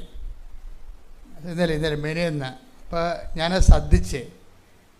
കാര്യം അവരുടെ ഉടമ്പടിക്കെതിരെ ഇപ്പം ആക്ഷേപങ്ങൾ ഉന്നയിക്കപ്പെടുന്ന കാരണമാണ് ഇവർക്ക് സാക്ഷ്യങ്ങൾ കുറഞ്ഞു പോണത്. ആക്ഷേപം എന്ന് പറഞ്ഞാൽ എന്താ? ഇപ്പം നിങ്ങൾ ഉടമ്പടി എടുത്തെങ്കിലും നിങ്ങൾ അയൽവാസിയോട് മിണ്ടണില്ല, അപ്പോൾ അതിന് ആക്ഷേപമായില്ലേ? നിങ്ങൾ ഉടമ്പടി എടുത്തു, ഉടമ്പടിയിലാണ് നിങ്ങൾ ജീവിക്കുന്നത്. ആ ഉപ്പൊക്കെ വാരി തിന്നുന്നുണ്ട്, എണ്ണയൊക്കെ അവിടെ ഇവിടെയൊക്കെ തേക്കറുണ്ട് എന്നല്ലാതെ ഈ കലാപരിപാടി അല്ലാതെ മാന്യം മര്യാദയൊക്കെ ദൈവത്തിൻ്റെ പൈതലായിട്ട് നിങ്ങൾ കൺവേർട്ട് ചെയ്യണില്ല. പക്ഷേ ഉടമ്പടി ആൾ പഴയത് തന്നെയാണ്. ആ ഉടമ്പടി എടുത്ത ആൾ പഴയത് തന്നെയാണ്. ആ ആളിന് ദൈവവുമായിട്ട് വലിയ ബന്ധമൊന്നുമില്ല. അപ്പോൾ ദൈവം ആക്ഷേപം ഉന്നയിക്കാൻ സാധ്യതയുണ്ട് അവിടെ. അത് വളരെ ശ്രദ്ധിക്കണം. ഈ പല ആൾക്കാരും പണി വാങ്ങിച്ചിരിക്കുന്നത് ഇവർ ഉടമ്പടി എടുത്താൽ 6 മാസം കഴിഞ്ഞാലും ആക്ഷേപങ്ങൾ ബാക്കി നിൽക്കും. അതാണ് എൻ്റെ മക്കൾ ശ്രദ്ധിക്കേണ്ടത്. ഞാൻ നിങ്ങളോട് വളരെ എളിമയോട് വിനയത്തോടെ യാചിക്കുകയാണ്. കാര്യം അല്ല, നിങ്ങളെ വഴക്കിട്ടിട്ട് കാര്യമൊന്നുമില്ലെന്ന് എനിക്കറിയാം. എന്താ കാര്യം? വഴക്കിട്ട് കാര്യമില്ലെന്ന് പറയാൻ കാര്യം എടാ, നിങ്ങളുടെ ഭർത്താക്കന്മാരും ഭാര്യമാരും ഒക്കെ നിങ്ങൾ കെട്ടി വന്ന കാലം പോലെ ഇതല്ലേ പരിപാടി, വഴക്കല്ലേ ഇടണത്, എന്തിനാ നിങ്ങൾ വലിയ മെച്ചമുണ്ട. അപ്പോൾ ഞാനിപ്പോൾ കയറി അഡ്വാൻസ് വഴക്കിട്ട് എന്ത് കാണിക്കാൻ? ഒന്നും കാണിക്കാനില്ല. നിങ്ങളതുപോലൊരു വഴക്കായിട്ട് കണക്കാക്കും. അത്രയേ ഉള്ള സംഭവം. കാര്യം നിങ്ങൾ ഈ വഴക്ക് എന്തുമാത്രം കേട്ടിരിക്കണതാണ്. എന്നിട്ട് വല്ല മാറ്റം ഉണ്ടായ അതങ്ങനെ കിടക്കുമെന്ന് പറയും, അതങ്ങനെ കിടക്കുമെന്ന് പറയും. അത്രയേ ഉള്ളൂ സംഭവം. ഇത് തന്നെയാണ് ദൈവത്തിൻ്റെ കാര്യത്തിലും വന്നിരിക്കുന്നത്. അപ്പം അതുകൊണ്ട് എനിക്ക് പറയാനുള്ളൊരു യാചന എന്ന് പറയണത്, ആക്ഷേപങ്ങൾ ഉന്നയിക്കാത്തൊരു സേഫ് സോണിലേക്ക് മാറണം. ഉടമ്പടി വിജയത്തിൻ്റെ ഏറ്റവും വലിയൊരു കാമ്പതാണ്. നിങ്ങളുടെ ഉടമ്പടിയിലേക്ക് ആരും കൈ ചൂണ്ടരുത്. എന്താണ്? നിങ്ങൾ ഉടമ്പടിയിലാണെങ്കിലും നിങ്ങൾ വായ്പ വാങ്ങിച്ച ആൾക്കാർക്ക് കൊടുക്കാനുള്ള പൈസ നിങ്ങളുടെ കിട്ടിയെങ്കിലും അത് നിങ്ങൾ അവർക്ക് കൊടുത്തില്ല. അതിന് പകരം നിങ്ങൾ അതിന് പകരം വീട്ടിൽ കാറ് വാങ്ങിക്കുകയോ എന്തെങ്കിലും ചെയ്ത്, അപ്പോൾ തന്നെ ആക്ഷേപങ്ങളായില്ലേ? അത് ആരും അറിയണില്ല. നിങ്ങൾ ഇന്ന ആൾക്കാർക്ക് പൈസ കൊടുക്കാനുണ്ടെന്നുള്ളത് നിങ്ങൾക്കും അവർക്കും അറിയാൻ പാടുള്ളൂ. പക്ഷേ നിങ്ങൾക്ക് കൊടുക്കാനുള്ള കാശ് കിട്ടിയെന്നുള്ളത് നിങ്ങൾക്ക് മാത്രമേ അറിയാൻ പാടുള്ളൂ. പക്ഷെ വേറെ ആർക്കറിയാം? ദൈവത്തിനറിയാം. അപ്പോൾ അതുകൊണ്ട് തന്നെ നിങ്ങൾ ആ സംഭവം അവർക്ക് കൊടുക്കുക. അവരുടെ മകൾക്ക് കോളേജ് അഡ്മിഷൻ കൊടുക്കാനുള്ള കാശ് എടുത്തിട്ട് നിങ്ങൾ കാറ് വാങ്ങിച്ചു കഴിഞ്ഞാൽ ദൈവം കൈ ചൂണ്ടും, ആക്ഷേപം ഉന്നയിക്കപ്പെടും. അതാണ് ഈ ഉടമ്പടിയിൽ ഗതി പിടിക്കാത്തതിൻ്റെ കാരണം. അതാണ് ഉടമ്പടിയിൽ ആരാണ് ഗതി പിടിപ്പിക്കാത്തത്? നിങ്ങൾ തന്നെയാണ് ഗതി പിടിപ്പിക്കാത്തത്. ദൈവം എല്ലാ വിരലും കൊണ്ട്, നമ്മൾ ഒരു വിരലേ ചൂണ്ടത്തുള്ളൂ, ദൈവം എല്ലാ വിരലും ചൂണ്ടിക്കൊണ്ട് നിൽക്കും നമ്മുടെ നേരെ. ആക്ഷേപമാണ്. അപ്പോൾ പുതുക്കുമ്പോൾ എന്താ ചെയ്യേണ്ടത്? നിങ്ങൾ ഉടമ്പടി പുതുക്കുന്നവരെപ്പോഴും ശ്രദ്ധിക്കേണ്ടത് ആക്ഷേപങ്ങൾ കുറക്കാൻ പറ്റുകയെന്ന് നോക്കണം. അത് ഭയങ്കര സീരിയസാണ്. ഈ ഉടമ്പടി ഒന്നാം ഘട്ടത്തിലൊക്കെ നല്ല ആക്ഷേപങ്ങൾ വരുവേ. മനുഷ്യൻ്റെ ഭാഗത്തു നിന്നും വരും, ദൈവത്തിൻ്റെ ഭാഗത്ത് നിന്ന് വരും. അപ്പോൾ ഭർത്താവ് തന്നെ പറയും, അല്ലെ ഭാര്യ തന്നെ പറയും, ഇവർ ഉടമ്പടി എടുത്തിട്ടും ഗതി പിടിക്കത്തില്ലെന്നാണ് തോന്നണമെന്ന് പറയും. ഇവരുടെ കൈയിരിപ്പ് ഇതല്ലേ? ഇങ്ങനെയുള്ളവരൊക്കെ പോയി ഉടമ്പടി എടുത്ത് വീട്ടിലെ കാശ് കളയാവുന്നല്ലാതെ വല്ല ഗുണവും ഉണ്ടെന്ന് ചോദിക്കും. അപ്പോൾ വീട്ടുകാർ തന്നെ ഉടമ്പടിക്കെതിരെ ആക്ഷേപം ഉന്നയിക്കുമ്പോൾ തന്നെ നിങ്ങൾക്ക് കരച്ചിൽ വരണം ശരിക്കും. അല്ലാതെ നിങ്ങൾ എടുത്ത് പിടിച്ചോണ്ട് നിന്നൊരു കാര്യമില്ല. വീട്ടുകാരെ നിങ്ങളുടെ ഉടമ്പടിക്കെതിരെ ആക്ഷേപം ഉന്നയിക്കുമ്പോൾ അത് ദൈവത്തിൻ്റെ ഭാഗത്തു നിന്നാണ് അത് പറയണമെന്ന് മനസ്സിലാക്കണം. കാര്യം വീട്ടുകാരെ നിങ്ങളെ കൃത്യമായിട്ട് അറിയാൻ പറ്റത്തുള്ളൂ. വീട്ടുകാർ തന്നെ നിങ്ങൾക്ക്, ഞാനിപ്പോൾ ഇത് പറയാൻ കാരണം, ഈ സിന്ധു നെൽസൺ സാക്ഷ്യം പറഞ്ഞപ്പോഴേ അവരുടെ ഒരു പ്രത്യേക മിഷൻ എന്താണെന്നറിയാമോ? അവരിവിടെ കൊണ്ട് എഴുതിയിട്ടിരിക്കണത് ഉടമ്പടിയിൽ വീണുപോയ ആൾക്കാരെ തിരിച്ചു കൊണ്ടുവരാൻ. അതാണ് എനിക്കൊരു നിയോഗം. വല്ല കാര്യമുണ്ട? അപ്പോൾ അവരെന്ത് മാത്രം ഉയർന്നെന്ന് നോക്കിയേ. ഉടമ്പടിയില്ല അവരുടെ രണ്ടാമത്തെ നിയോഗം എന്താണ്? ഉടമ്പടി വീണുപോയ ആൾക്കാരെ, അവിടെ വീട്ടിലൊരു വിശേഷമൊന്നും എഴുതണില്ല. അവിടെ വീട്ടിലെ വിശേഷം എന്ന് പറയണത് അവരുടെ വീട്ടിൽ മാതാവുണ്ട്. അപ്പം അമ്മ അവിടെ ഉള്ള കാര്യം, ആ വിശേഷമൊന്നും അവർ തിരക്കേണ്ട കാര്യമില്ല. അതാണ് അവരുടെ മനസ്സിരിപ്പ്. അതുകൊണ്ടാണ് അവർ പറയുന്നത് ഞാൻ മരുന്നൊന്നും എടുക്കത്തൊന്നുമില്ല. അമ്മയ്ക്ക് എപ്പോഴാണ് സ്വരം തരാൻ ഉദ്ദേശിക്കുന്നത് അമ്മ തന്നോളും. അതുവരെ ഞാൻ സ്വരമില്ലാതെ പ്രാർത്ഥിക്കാൻ പറഞ്ഞാൽ ഞാൻ സ്വരമില്ലാതെ പ്രാർത്ഥിക്കും. പക്ഷേ ഫെബ്രുവരി 20-ാം തീയതി ആകുമ്പോൾ എവിടെ നിന്നാണെന്ന് അറിയാൻ പറ്റില്ല, സ്വരം എല്ലാം കൂടി ഇങ്ങനെ വരാൻ തുടങ്ങി. അതാണ് വിശ്വാസത്തിൻ്റെ കാത്തിരിപ്പെന്ന് പറയുന്നത്. ശ്രദ്ധിക്കട്ടെ. ഹല്ലേലൂയ, ഹല്ലേലൂയ, ഹല്ലേലൂയ, ഹല്ലേലൂയ, ഹല്ലേലൂയ.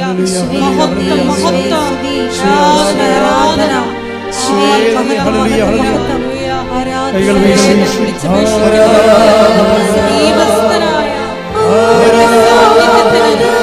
സാമീപ്യത്തിന് ദൈവിക ഇടപെടലിന് നന്ദി പറയുന്നു.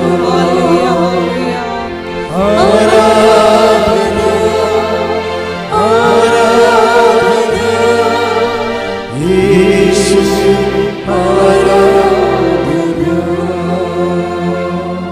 പരിശുദ്ധ പരമ ദിവ്യകാരുണ്യത്തിന് അപ്പം സിന്ധു ഒരു മരുന്നും കഴിക്കാതെ ഒരു ഓപ്പറേഷനും പോകാതെ അവളെന്താ പറഞ്ഞത്? അമ്മ വീട്ടിലുണ്ട്, വീട്ടുകാരി അമ്മയ്ക്കറിയാമല്ലോ. അമ്മ ആഗ്രഹിക്കുമ്പോൾ സ്വരം തരും, അല്ലെങ്കിൽ സ്വരമില്ലാതെ ഞാൻ എൻ്റെ ജോലി ചെയ്യും. അത് നിലപാടെന്ന് പറഞ്ഞതാണ്. വിശ്വാസം കൊണ്ട് ലോകത്തെ ജയിക്കുന്ന രീതികളാണതൊക്കെ. അപ്പോൾ എന്ത് പറ്റി? ഇങ്ങനെ ഒരു നിലപാടെടുത്ത കാരണം അവരുടെ ഉടമ്പടി സത്യസന്ധമായി സേഫ് സോണിലായി. അപ്പോൾ എന്ത് പറ്റി? ഒരു ഓപ്പറേഷനുമില്ല, മരുന്നുമില്ല. ആ മരുന്നില്ലാതെ ഫെബ്രുവരി 20-ാം തീയതി ആയപ്പോൾ സ്വരം അമ്മ തിരിച്ചു കൊടുത്തു. അപ്പോൾ അത് എന്നാ വിഷയം എന്ന് വെച്ചാൽ ഇത് വേറൊരു ലെവലാണ്. നമ്മൾ ഉടമ്പടിയിലുള്ള ഒരു ഗുണമെന്ന് പറയുന്നത് വേറെ ഒരു പ്രാർത്ഥനാ പദ്ധതിയും ഇതിൻ്റെ ഒപ്പം നിൽക്കാത്തതിൻ്റെ കാരണം ഇതിൻ്റെ അകത്തുള്ള കണ്ടൻറ്റ് വൈസ് റിച്ചാണ് ഭയങ്കര. ഇപ്പോൾ ഈ ഉടമ്പടിയുടെ ഇവരുടെ ഒന്നാമത്തെ നിയോഗം, ഉടമ്പടി പുതുക്കുമ്പോൾ ഒന്നാമത്തെ നിയോഗം എന്താണ്? ഉടമ്പടി എടുക്കാത്തവരെ ഉടമ്പടി എടുപ്പിക്കാൻ. അതാണ് ഒന്നാമത്തെ നിയോഗം. രണ്ടാമത്തെ നിയോഗം എന്താണ്? ഉടമ്പടി വീണ് പോയവരെ എഴുന്നേൽപ്പിക്കാൻ. അപ്പോൾ ഉടമ്പടി വീണ് പോയവരെ എഴുന്നേൽപ്പിക്കാൻ വേണ്ടി ഇവരെല്ലാ ദിവസവും 3 മണിയാകുമ്പോൾ വീട്ടിൽ നിന്ന് ഇറങ്ങിപ്പോവുകയാണ്. ഓരോ വീട്ടിൽ നിങ്ങൾ ഉടമ്പടി എടുത്തതാണെന്ന് ചോദിക്കും. അപ്പോൾ അവർ പറയും ഉടമ്പടി എടുത്താണ് കൊച്ചേ, ഇടയ്ക്ക് വീണ് പോയി. പിന്നെ എന്തു ചെയ്യും? അവിടെ ഇരുന്നുകൊണ്ട് ഉടമ്പടി എങ്ങനെയാണ് ഉടമ്പടി വീണ്ടും തിരിച്ചു വരിക, തിരിച്ചു വന്നാലുള്ള ഗുണങ്ങളെക്കുറിച്ചൊക്കെ ഇവരെ പറഞ്ഞ് മനസ്സിലാക്കും. എന്നിട്ട് അവരെ ഗ്രൂപ്പിൽ ആഡ് ചെയ്യും. ഇതൊക്കെ ആര് ഇവിടുന്ന് വല്ലതും പറഞ്ഞു കൊടുത്തതാ വല്ലതാണോ? ഇതൊക്കെ പരിശുദ്ധാത്മാവ് പറഞ്ഞിട്ട് അവർ സ്വന്തമായിട്ട് ചെയ്യുന്ന പരിപാടികളാണ് ഇതൊക്കെ. എന്നിട്ട് അവരെ ഗ്രൂപ്പിൽ ആഡ് ചെയ്യും. എന്നിട്ട് അവരുടെ സ്പിരിച്വൽ മെയിൻ്റനൻസ് നിരീക്ഷിക്കും. ഇവർ ആത്മാവിൽ വളരുന്നുണ്ടോ എന്ന് പരിശോധിക്കും. അങ്ങനെയൊക്കെയാണ് ചെയ്യണത്. അപ്പോൾ അങ്ങനെ വന്നപ്പോൾ കുറച്ച് കഴിഞ്ഞപ്പോൾ ഇവർക്കൊരു കുഴപ്പം പറ്റി. എന്താ? ഇവർക്ക് കിഡ്നിയിൽ കല്ല് വന്നു. അപ്പോൾ ഭയങ്കര വയറുവേദനയാണ്. വയറുവേദന കൊണ്ട് പുളയ്ക്കണ ആൾ. അപ്പോൾ ഇവരുടെ സ്കാനിങ് റിപ്പോർട്ട് എടുത്തപ്പോൾ 2002 മുതൽ സ്കാനിങ് ഉണ്ട് ഇവർക്ക്. അന്ന് ആ എല്ലാ സ്കാനിങ്ങിലും ഇവർക്ക് കിഡ്നി കല്ലുണ്ട്. അപ്പോൾ 2002 മുതൽ കിഡ്നി കല്ലുള്ള പാർട്ടിയാണ്. ഇപ്പം എന്നാ ഇപ്പോൾ കിഡ്നി കല്ലാണെന്ന് മനസ്സിലായത് അതിൻ്റെ വേദന ഇപ്പം സഹിക്കാൻ പറ്റാത്തതായി. അവളെ ആൾക്കാരെയും കൊണ്ടുവന്ന് ഇവിടെ ഉടമ്പടി എടുപ്പിക്കാൻ വേണ്ടി വരുമ്പോഴും ഇവളുടെ മാതാവിൻ്റെ മുമ്പിൽ നിൽക്കുമ്പോഴും വയറുവേദന സഹിക്കാൻ പറ്റത്തില്ല. അപ്പോൾ വയറുവേദന സഹിക്കാൻ പറ്റാതെ ഇവളാ ഉടമ്പടി വിളക്കിൻ്റെ അടുത്ത് എഴുന്നേച്ച് അമ്മയോട് പറയും, അമ്മേ ഈ കല്ല് എങ്ങനെ കളയണമെന്ന് അമ്മയ്ക്കറിയാം, അത് ഞാൻ വേറെ ഒന്നും പറയണില്ലെന്ന് പറഞ്ഞ് വിളക്കെന്ന് എന്നെ വായിച്ച് വയറെത്തേക്കും അവിടെ. പിന്നെ സ്കാൻ ചെയ്യുമ്പോൾ കല്ലില്ല. അതാണ് വിഷയം. എന്നാൽ വിഷയം എന്ന് വെച്ച് കഴിഞ്ഞാൽ ഈ ആൾക്കാരെ ഇവൾക്ക് എന്നാ ഹോംവർക്ക് കൊടുത്താലും ഇവളത് 100 മാർക്ക് മേടിക്കും. എന്താ കാര്യം? വിശ്വാസ ജീവിതമാണ്, ചെയ്യണ ജോലി അത്തരവാ.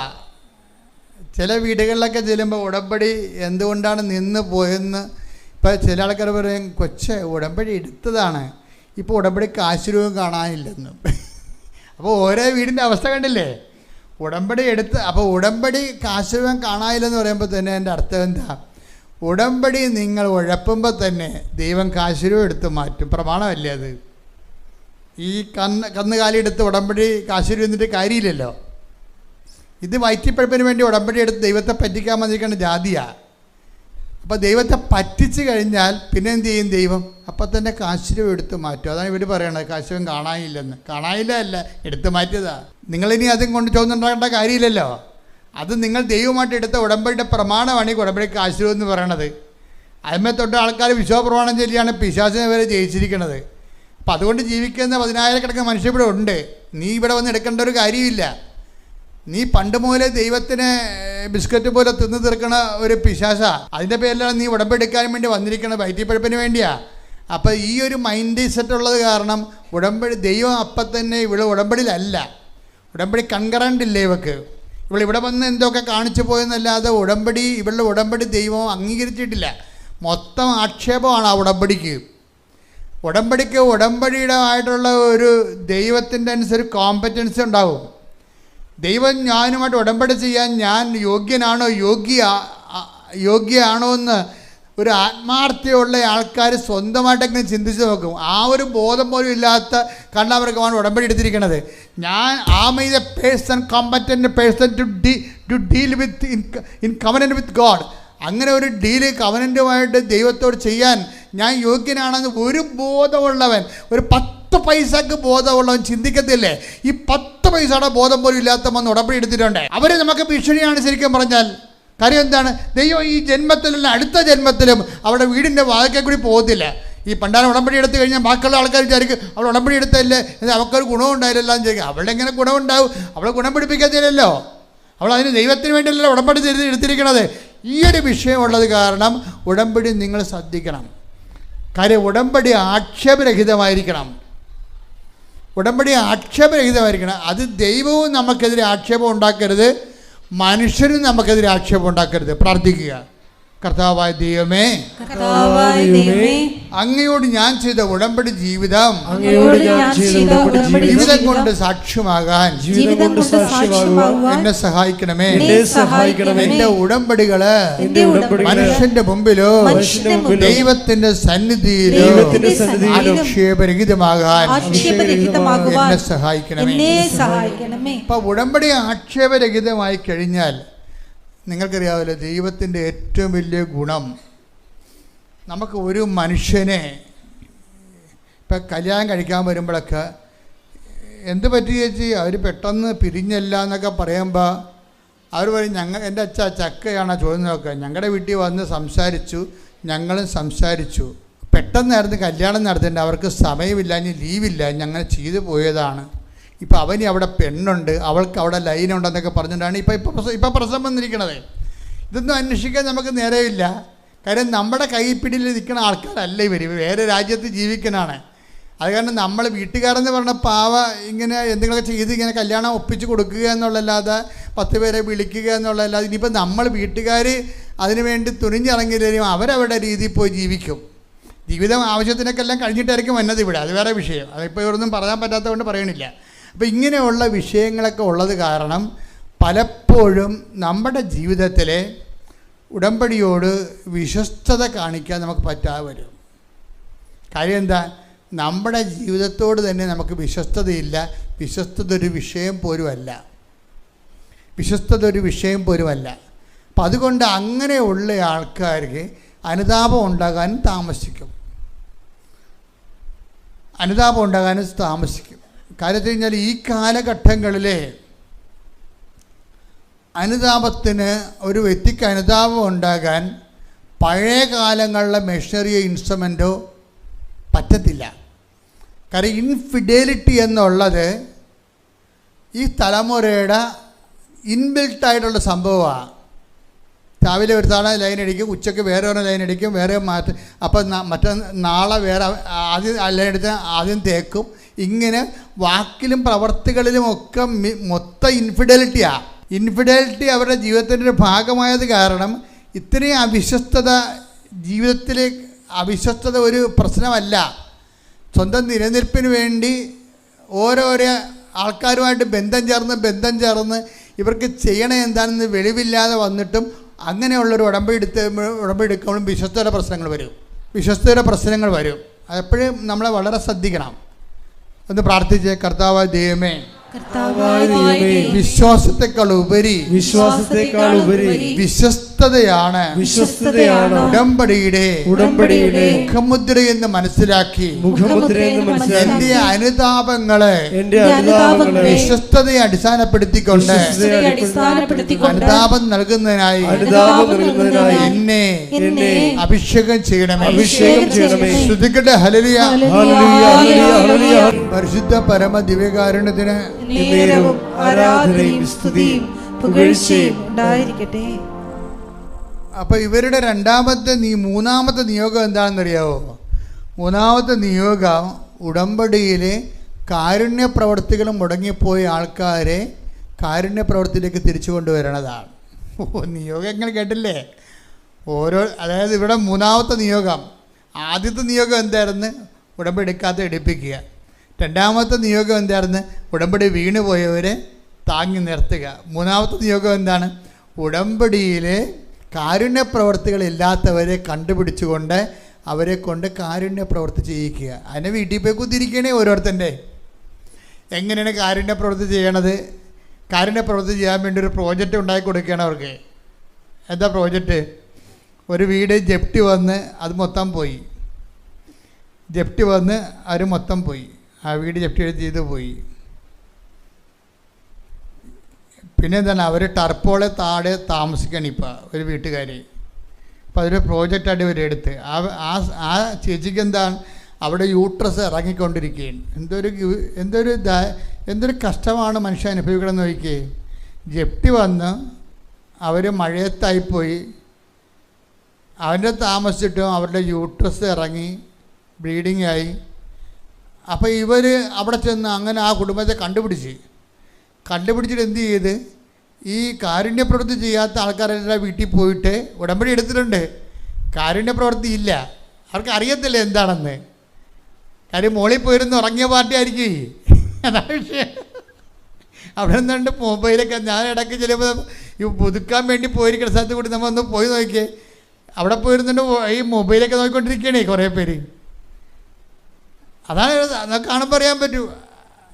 കാര്യം അങ്ങനെ കുറേ പേരുണ്ട് ഈ പുതുക്കാൻ പോണ പാട്ടി വെച്ച് മൊബൈൽ നോക്കിക്കൊണ്ടിരിക്കും. ചില ആൾക്കാർ ഉറങ്ങിക്കൊണ്ടിരിക്കും. അപ്പോൾ എനിക്ക് കാണുമ്പോൾ ചിരി വരും. എന്താ കാര്യം, വെറുതെ വീട്ടിലിരുന്ന് പണി പഠിക്കണവരെ ഇവിടെ വന്ന് മറ്റുള്ളവർക്ക് ഒതപ്പുണ്ടാക്കി അതിൻ്റെ കൂടി എക്സ്ട്രാ പണിയും മേടിച്ചുകൊണ്ടിരിക്കുന്ന അവിടെ ഈ പാർട്ടിയാണ്.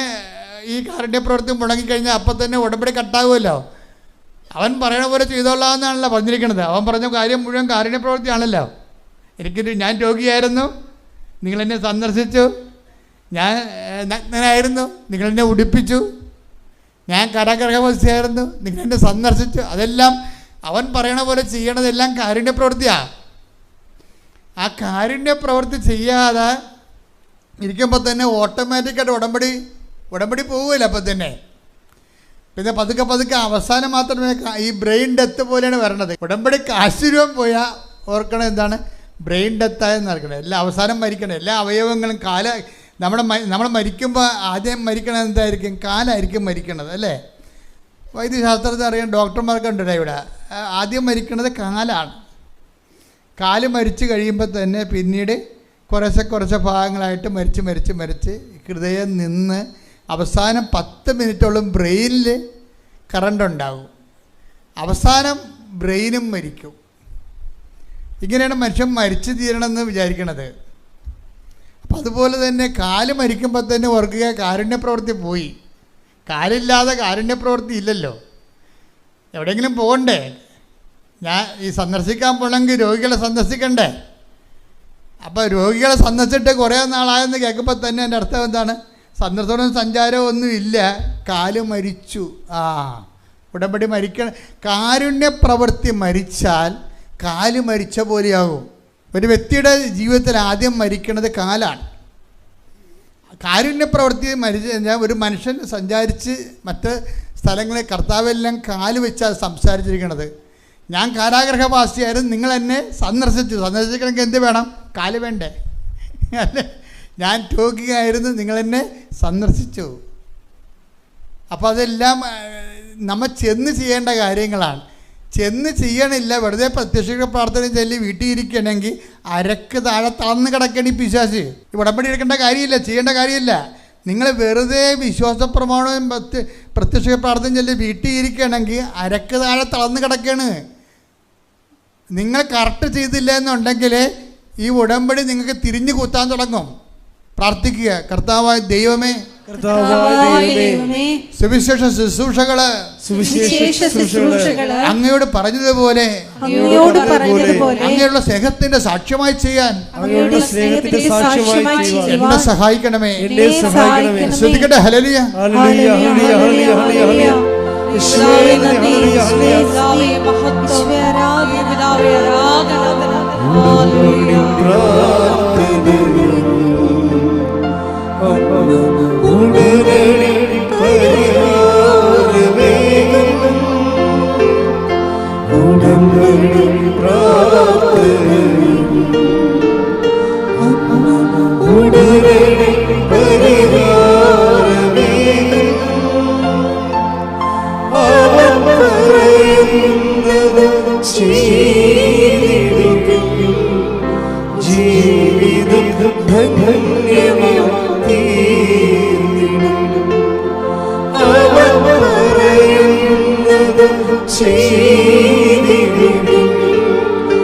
ജീവിതം പരിശുദ്ധ പരമ ദിവ്യകാരുണ്യത്തിന് ആരാധനയും സ്തുതിയും പുകഴ്ചയും ഉണ്ടായിരിക്കട്ടെ. അപ്പം ഇങ്ങനെ ഓരോ വീടുകളിലൊക്കെ ചെല്ലുമ്പോൾ ചില വീടുകളിൽ അപ്പം ഈ ചില വീടുകളിൽ ചെല്ലുമ്പോൾ കാരുണ്യ പ്രവൃത്തി ഇല്ലെന്ന് പറഞ്ഞില്ലേ. അപ്പോൾ ഈ സിന്ധു ചെല്ലുമ്പോൾ ഈ കാരുണ്യപ്രവൃത്തി ഇല്ലാത്ത ആൾക്കാർക്ക് കാരുണ്യപ്രവൃത്തി ചെയ്യാനുള്ള വകുപ്പ് കാണിച്ചു കൊടുക്കും. അപ്പോൾ ഈ ബ്ലീഡിങ്ങൊക്കെ പറഞ്ഞ ആളില്ലേ, അവരാ ഷെഡ് കെട്ടിക്കൊടുത്ത ഇവരാണ്. പിന്നെ ഒരു കൂട്ടായ്മ ഉണ്ടാക്കിയിട്ട് അവിടെ പിരിവിട്ടിട്ട് ഇവർക്ക് ആശുപത്രി പോകാനുള്ള പൈസ കൊടുക്കാം. അല്ല ഞങ്ങളെവിടെ പോകാനാണ്, എവിടെയാണ് ആശുപത്രി, ഗവൺമെൻറ് ആശുപത്രി എവിടെയാണെന്ന്. ഈ സാധനത്തിന് വേറെ എല്ലാ സ്ഥലവും അറിയാം. നാട്ടിൽ ഉടമ്പെടുക്കുമ്പോൾ എവിടെ പോകണം, ആശുപത്രി പോകണം. ഏത് ആശുപത്രി? ഗവൺമെൻറ് ആശുപത്രി. നമ്മുടെ നാട്ടിൽ ഗവൺമെൻറ് ആശുപത്രി ഉണ്ടാ. എന്തും ഈ ഓരോ ജന്മങ്ങൾ വരുന്നതേ ഭയങ്കര കഷ്ടമാണ്. ഒരു മനുഷ്യനെ മറ്റു മനുഷ്യന്മാരെക്കുറിച്ച് ഒരു വിവരവും ഇല്ലാത്ത കുറേ ജന്മങ്ങൾ. ഞാൻ പറഞ്ഞ കുറേ ആൾക്കാർ ഇങ്ങനെ ഈ കുഞ്ഞ് പിള്ളേരൊക്കെ ഇപ്പോൾ കയറി പോകണല്ല. അപ്പം ഞാൻ ചിലതിങ്ങളെ കാണുമ്പോൾ എനിക്കറിയാം ഇതുങ്ങൾക്ക് മനുഷ്യന്മാർ നമ്മൾ അയൽവാസികളായിട്ട് താമസിക്കുന്ന ആരാണെന്ന് പോലും ഇതുങ്ങൾക്ക് അറിയത്തില്ല. ഇതുങ്ങൾ ഈ രാജ്യം വിട്ട് പോണത് തന്നെ നല്ലതാണ്. കാര്യം ഈ രാജ്യത്തിന് ബാധ്യതയാണ്. എന്താ കാര്യം, ഈ സ്വന്തം നാട്ടിൽ താമസിക്കുന്നത് ആരാണ്, സ്വന്തം ബന്ധുക്കളെ പോലും അറിയാൻ പറ്റില്ല, കൂട്ടുകാരെ അറിയാൻ പറ്റും. അത് വാട്സപ്പുള്ള കാരണം കുത്തിയിരുന്നോണ്ട് കൂട്ടുകാരെ വിളിക്കും. സ്വന്തം എടി അമ്മയെ പേരമ്മേണ്ടി വന്നത്, ആ പേരമ്മയാണ്, എന്നാണ് പേരമ്മയായതെന്ന് അമ്മ പറയുന്നത്. അമ്മയുടെ അനിയത്തി വരുമ്പോഴേ എടി പേരമ്മേണ്ടി വന്നത് ആണ്. ശ്രുതി പറ, ശ്രുതി ശരി തീർന്നു. പിന്നെ പേരമ്മ പോയി, അവൾ മൊബൈൽ നോക്കിക്കൊണ്ടിരിക്കും. ഈ സാധനം രാജ്യം വിട്ട് പോകണമാണ് നല്ലത്. ഇവിടെ കിടന്നിട്ട് വല്ല കാര്യമൊന്നുമില്ല. ഈ രാജ്യത്തിന് ഒരു മൂല്യമുണ്ട്, സാംസ്കാരിക മൂല്യമുണ്ട്, ഒരു സംസർഗ ബോധമുണ്ട്. ഈ രണ്ട് സാധനം ഇല്ലാത്ത സംഭവങ്ങളൊക്കെ പാസ്പോർട്ട് എടുത്ത് പോകണം. പോയവരെല്ലാവരും അങ്ങനെയാണെന്നല്ല ഞാൻ പറയണത്. പക്ഷേ പോയതിൻ്റെ 10% ഈ ടൈപ്പാണ്. മനുഷ്യത്വമില്ലാതെ മനുഷ്യന്മാരെ തമ്മിൽ അറിയാതെ ഈ ആൾക്കാർ ഉടമ്പടി എടുത്തിട്ട് എന്ത് കാണിക്കുമെന്ന് നിങ്ങൾ വിചാരിക്കണേ? കാര്യം ഉടമ്പടി എന്ന് പറഞ്ഞാൽ മനുഷ്യനെ അറിയണ പദ്ധതിയാണ്. മനുഷ്യന്മാരെ കണ്ടിട്ട് ഇവർ കണ്ടില്ലേ സിന്ധു ചെയ്ത കാര്യങ്ങൾ എന്താണ്? അവരെ പോയിട്ട് അവരുടെ ബ്ലീഡിങ് മനസ്സിലാക്കിയിട്ട് അതിന് അവർക്ക് ട്രീറ്റ് ചെയ്യാൻ പൈസ ഇല്ലാഞ്ഞിട്ട് ചുറ്റി നടന്ന് കാരുണ്യപ്രവൃത്തി ചെയ്യാത്ത ആൾക്കാരെല്ലാം കണ്ടുപിടിച്ചിട്ട് അവർക്ക് അപ്പോൾ ഒരു വെടിക്ക് 2 പക്ഷിയാണ്. ഒരു കാരുണ്യപ്രവൃത്തി ചെയ്യുകയും ചെയ്തിരുന്ന കാരുണ്യപ്രവൃത്തി ചെയ്യാത്തവർക്ക് ചെയ്യാനുള്ള ഒരു അവസരവും ഉണ്ടാക്കി കൊടുത്തിരിക്കുകയാണ്. അപ്പോൾ ഇതിന് രസമുണ്ട്. ഇനി കുറച്ച് കഴിഞ്ഞപ്പോൾ ഇവർക്ക് കരളിന് ഇതിങ്ങനെ ഈ രാജ്യം വിട്ട് പോണത് തന്നെ നല്ലതാണ്. കാര്യം ഈ രാജ്യത്തിന് ബാധ്യതയാണ്. എന്താ കാര്യം, ഈ സ്വന്തം നാട്ടിൽ താമസിക്കുന്നത് ആരാണ്, സ്വന്തം ബന്ധുക്കളെ പോലും അറിയാൻ പറ്റില്ല, കൂട്ടുകാരെ അറിയാൻ പറ്റും. അത് വാട്സപ്പുള്ള കാരണം കുത്തിയിരുന്നോണ്ട് കൂട്ടുകാരെ വിളിക്കും. സ്വന്തം എടി അമ്മയെ പേരമ്മേണ്ടി വന്നത്, ആ പേരമ്മയാണ്, എന്നാണ് പേരമ്മയായതെന്ന് അമ്മ അനിയത്തി വരുമ്പോഴേ എടി പേരമ്മേണ്ടി വന്നത് ആണ്. ശ്രുതി പറ, ശ്രുതി ശരി തീർന്നു. പിന്നെ പേരമ്മ പോയി, അവൾ മൊബൈൽ നോക്കിക്കൊണ്ടിരിക്കും. ഈ സാധനം രാജ്യം വിട്ട് പോകണമാണ് നല്ലത്. ഇവിടെ കിടന്നിട്ട് വല്ല കാര്യമൊന്നുമില്ല. ഈ രാജ്യത്തിന് ഒരു മൂല്യമുണ്ട്. ഫൈറ്റാണ് ശരിക്കും പറഞ്ഞാൽ. ഈ ഉടമ്പടി എന്ന് പറയുന്നത് ദൈവമായിട്ടൊരു ഫൈറ്റാണ്. കരളിന് തടിപ്പ് വന്നു. അപ്പോൾ ഡോക്ടറിനെ കാണാൻ പോയി. ഇവരുടെ ആങ്ങളെ കരളിന് തടിപ്പ് വന്നിട്ട് ലിവർ ഫാറ്റി ലിവർ ഉണ്ടായിട്ട് ഫാറ്റി ലിവർ സിറോസിസ് ക്യാൻസറായി മരിച്ച ആളാണ്. അപ്പോഴേ ഇവൾക്കും വർഷങ്ങളായിട്ട് ഫാറ്റി ലിവർ ഉണ്ട്. അപ്പോൾ ചില ആൾക്കാർ ഫാറ്റി ലിവർ ഉണ്ടെങ്കിൽ ഡയറ്റൊക്കെ നോക്കാതെ പിന്നെയും കൊഴുപ്പും മണ്ണാങ്കട്ടൊക്കെ വരച്ച് കയറ്റിയാണ് പിന്നെയും കുഴപ്പം ഉണ്ടാക്കുന്നത്. നിങ്ങൾ ഈ കേരളത്തിലുള്ള ഒരു 90% ആൾക്കാർക്ക് ഫാറ്റി ലിവർ ഉണ്ട് കേട്ടോ. അപ്പോൾ ടെസ്റ്റ് ചെയ്യണത് നല്ലതായിരിക്കും. ഒന്നും ടെസ്റ്റ് ചെയ്യത്തില്ല. എന്തിനാണ് ടെസ്റ്റ് ചെയ്താൽ വല്ലതൊക്കെ പിന്നെ ഭക്ഷണം കഴിക്കേണ്ടെന്ന് പറയത്തില്ലേ? അതുകൊണ്ട് ഭക്ഷണം വരച്ച് കെട്ടാൻ വേണ്ടി ടെസ്റ്റ് ചെയ്യത്തില്ല. അവസാനം ഇരുന്ന് ചത്തുപോകും. അതല്ലേ സംഭവിക്കണത്. പോയി ടെസ്റ്റ് ചെയ്യണം. എനിക്ക് കിഡ്നിയുടെ ടെസ്റ്റ് ഉണ്ടെന്ന് എനിക്ക് അസുഖം ഉണ്ടെന്ന് എങ്ങനെ മനസ്സിലായി? എന്നോട് പരിശുദ്ധാത്മ പറഞ്ഞ് എടാ പോയി ടെസ്റ്റ് ചെയ്യണമെന്ന് പറഞ്ഞ് ഞാനെന്ത് ചെയ്യും? ഞാനെല്ലാം 3 മാസം കൂടുമ്പോഴും വെറുതെ പോയി ടെസ്റ്റ് ചെയ്യും. ഒരു കുഴപ്പമില്ലേ. ഒരു പ്രാവശ്യം ടെസ്റ്റ് ചെയ്തപ്പോൾ ക്രിയാറ്റിൻ കൂടി. ഡോക്ടർ പറഞ്ഞ് ക്രിയാറ്റിൻ കൂടിയിട്ടുണ്ടെന്ന് പറഞ്ഞ് ഞാൻ അന്ന് ടെസ്റ്റ് ചെയ്യാമെങ്കിൽ ഇത് ഞാൻ ഉണ്ടാകത്തില്ല ഇവിടെ. അപ്പോൾ ദൈവം തന്നിരിക്കുന്ന സംവിധാനങ്ങൾ നമ്മൾ ഉപയോഗിക്കണം. പിന്നെ ഈ ഭക്ഷണം മുടക്കണം എന്നൊക്കെ പറഞ്ഞാൽ വലിയ ആനക്കാര്യമൊന്നുമല്ല. കിഡ്നിയുടെ ഡയറ്റൊക്കെ ആവശ്യത്തിനുണ്ട്, കൂടുതലുണ്ട്. പിന്നെ അതിൽ ഇപ്പം നോൻപും വന്നിരിക്കണത്, എന്നിട്ടും ജീവിച്ചിരിക്കണില്ലേ, എന്നിട്ട് നിങ്ങളോട് സംസാരിക്കണില്ലേ? അപ്പോൾ ഈ എക്സ്ട്രാ ഡയറ്റിലാണ് നിൽക്കണത്. ഇതൊക്കെ വെറുതെയാണ്. നമുക്ക് ദൈവം ഒരു അഭിഷേകം തന്നു കഴിഞ്ഞാൽ എല്ലാത്തിനും അതിജീവിക്കാൻ കഴിയും. ശ്രദ്ധിക്കട്ടെ. ഹല്ലേലൂയ.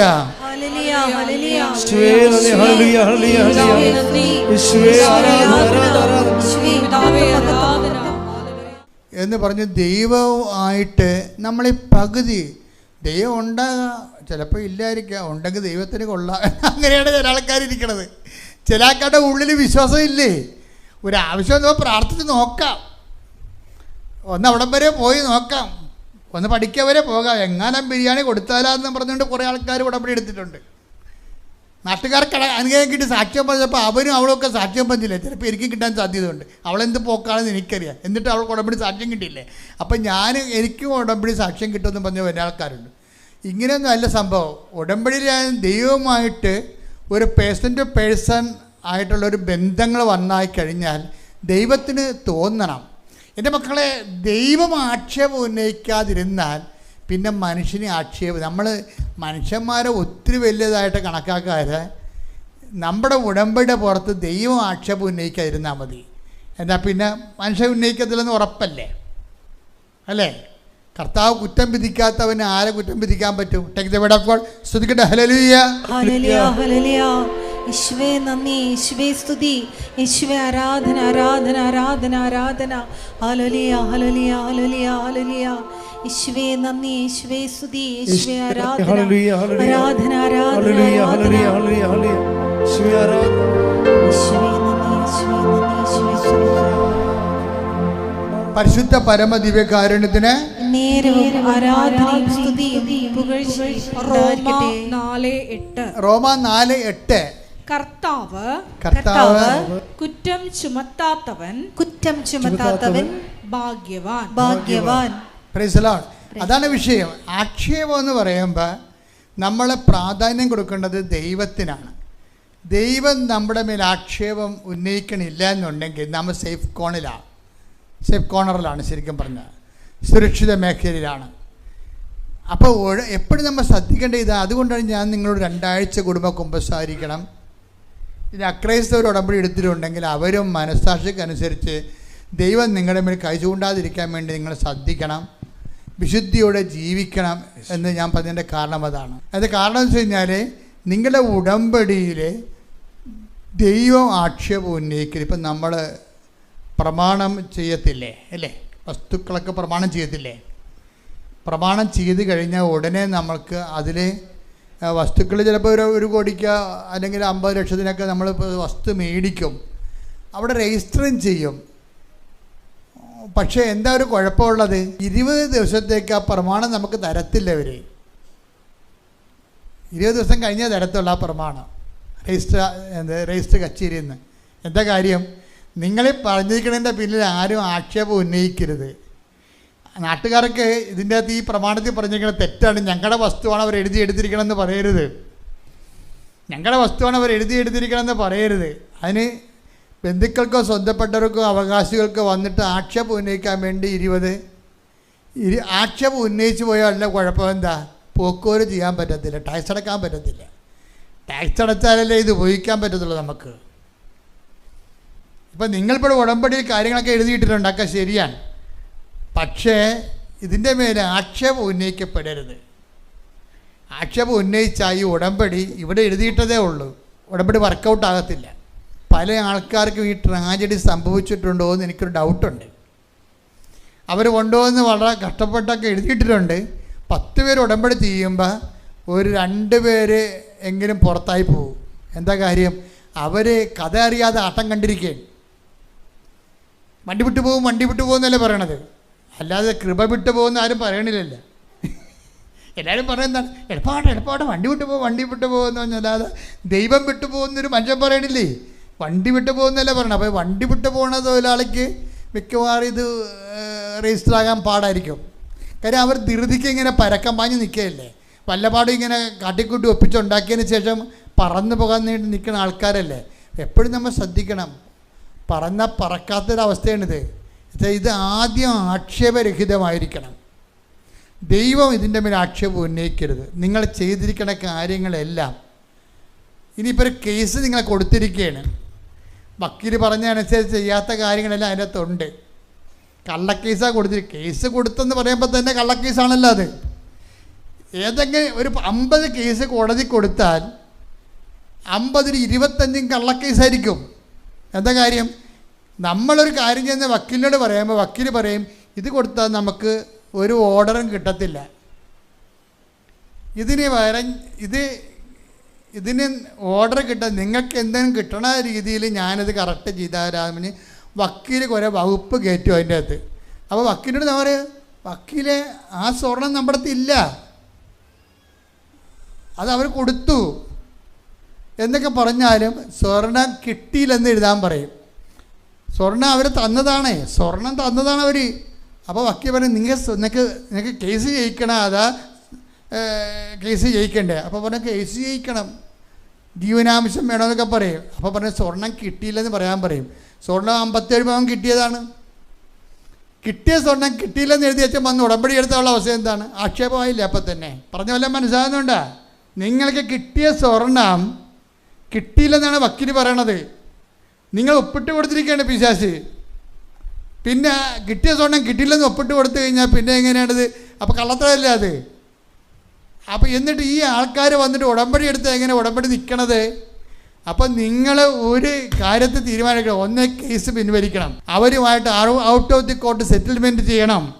എന്നിട്ട് നിങ്ങൾക്ക് സത്യസന്ധമായ വഴി നീക്കണം. ഈ വിഷയം സത്യസന്ധമായ വഴി നീക്കാൻ നിങ്ങൾക്ക് പറ്റത്തില്ലല്ലോ. നിങ്ങൾ എടുപ്പെടുത്ത് ഇറങ്ങിപ്പോന്ന പാർട്ടിയല്ലേ, അവിടെയൊക്കെയാണ് ഈ പ്രശ്നം വരുന്നത്. ആക്ഷേപരഹിതമായിരിക്കണം ഉടമ്പടി. നിങ്ങൾ അവിടുത്തെ പണി കൂടുന്നതനുസരിച്ചല്ലേ. ഇപ്പം ചില ആൾക്കാർ ചില അമ്മായിയമ്മമാർ രാവിലെ വിട്ടു പോകും ജോലിക്ക്. അപ്പം നമ്മളവർക്ക് വേഗം പിടിച്ച് നോക്കി പോകുമ്പോൾ ജോലിക്കുള്ള തീക്ഷ്ണത കൊണ്ടാണ്. അതൊന്നുമല്ല, മരുമകൾക്ക് പണി കൊടുക്കാൻ വേണ്ടി വരുന്നതാണ്. ബാക്കി എല്ലാ പണിയും കൊണ്ട് രാത്രി തിന്നതിൻ്റെ കലവും ചട്ടിയും വരെ അവിടെ കിടപ്പുണ്ടാവും. ഈ പിശാച് പോയി കുളിച്ചിട്ട് നേരെ ഉടുപ്പും നോക്കി പൗഡർ ഇട്ട് നേരെ പോന്നിരിക്കുകയാണ് ജോലിക്ക്. അപ്പോൾ എന്താ സംഭവം? ആ സാധനം മൊത്തം അവളെ കൊണ്ട് കഴിക്കും. വന്നാൽ ഇവർ മാറി കിടക്കും. ഇത് അമ്മായിയമ്മയും ചെയ്യുന്നുണ്ട്, മരുമോളും ചെയ്യുന്നുണ്ടേ. മരുമോൾ ഇത് തന്നെ ചെയ്യണത്. എന്നിട്ട് വന്നാൽ ഉടനെ മാറി കിടക്കും.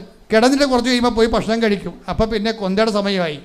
കൊന്തയ്ക്ക് വേണേൽ കൊന്ത ചെല്ലിക്കൊണ്ടിരിക്കുന്ന സമയത്ത് കൊച്ചിനെ പിച്ച് നോവിക്കും. കൊച്ചു കിടന്ന് കാറും കൊച്ചിനെ കൊണ്ട് പുറത്തോട്ട് പോകും. അപ്പോൾ കൊന്തേവില്ല, തീർന്നില്ല പരിപാടി.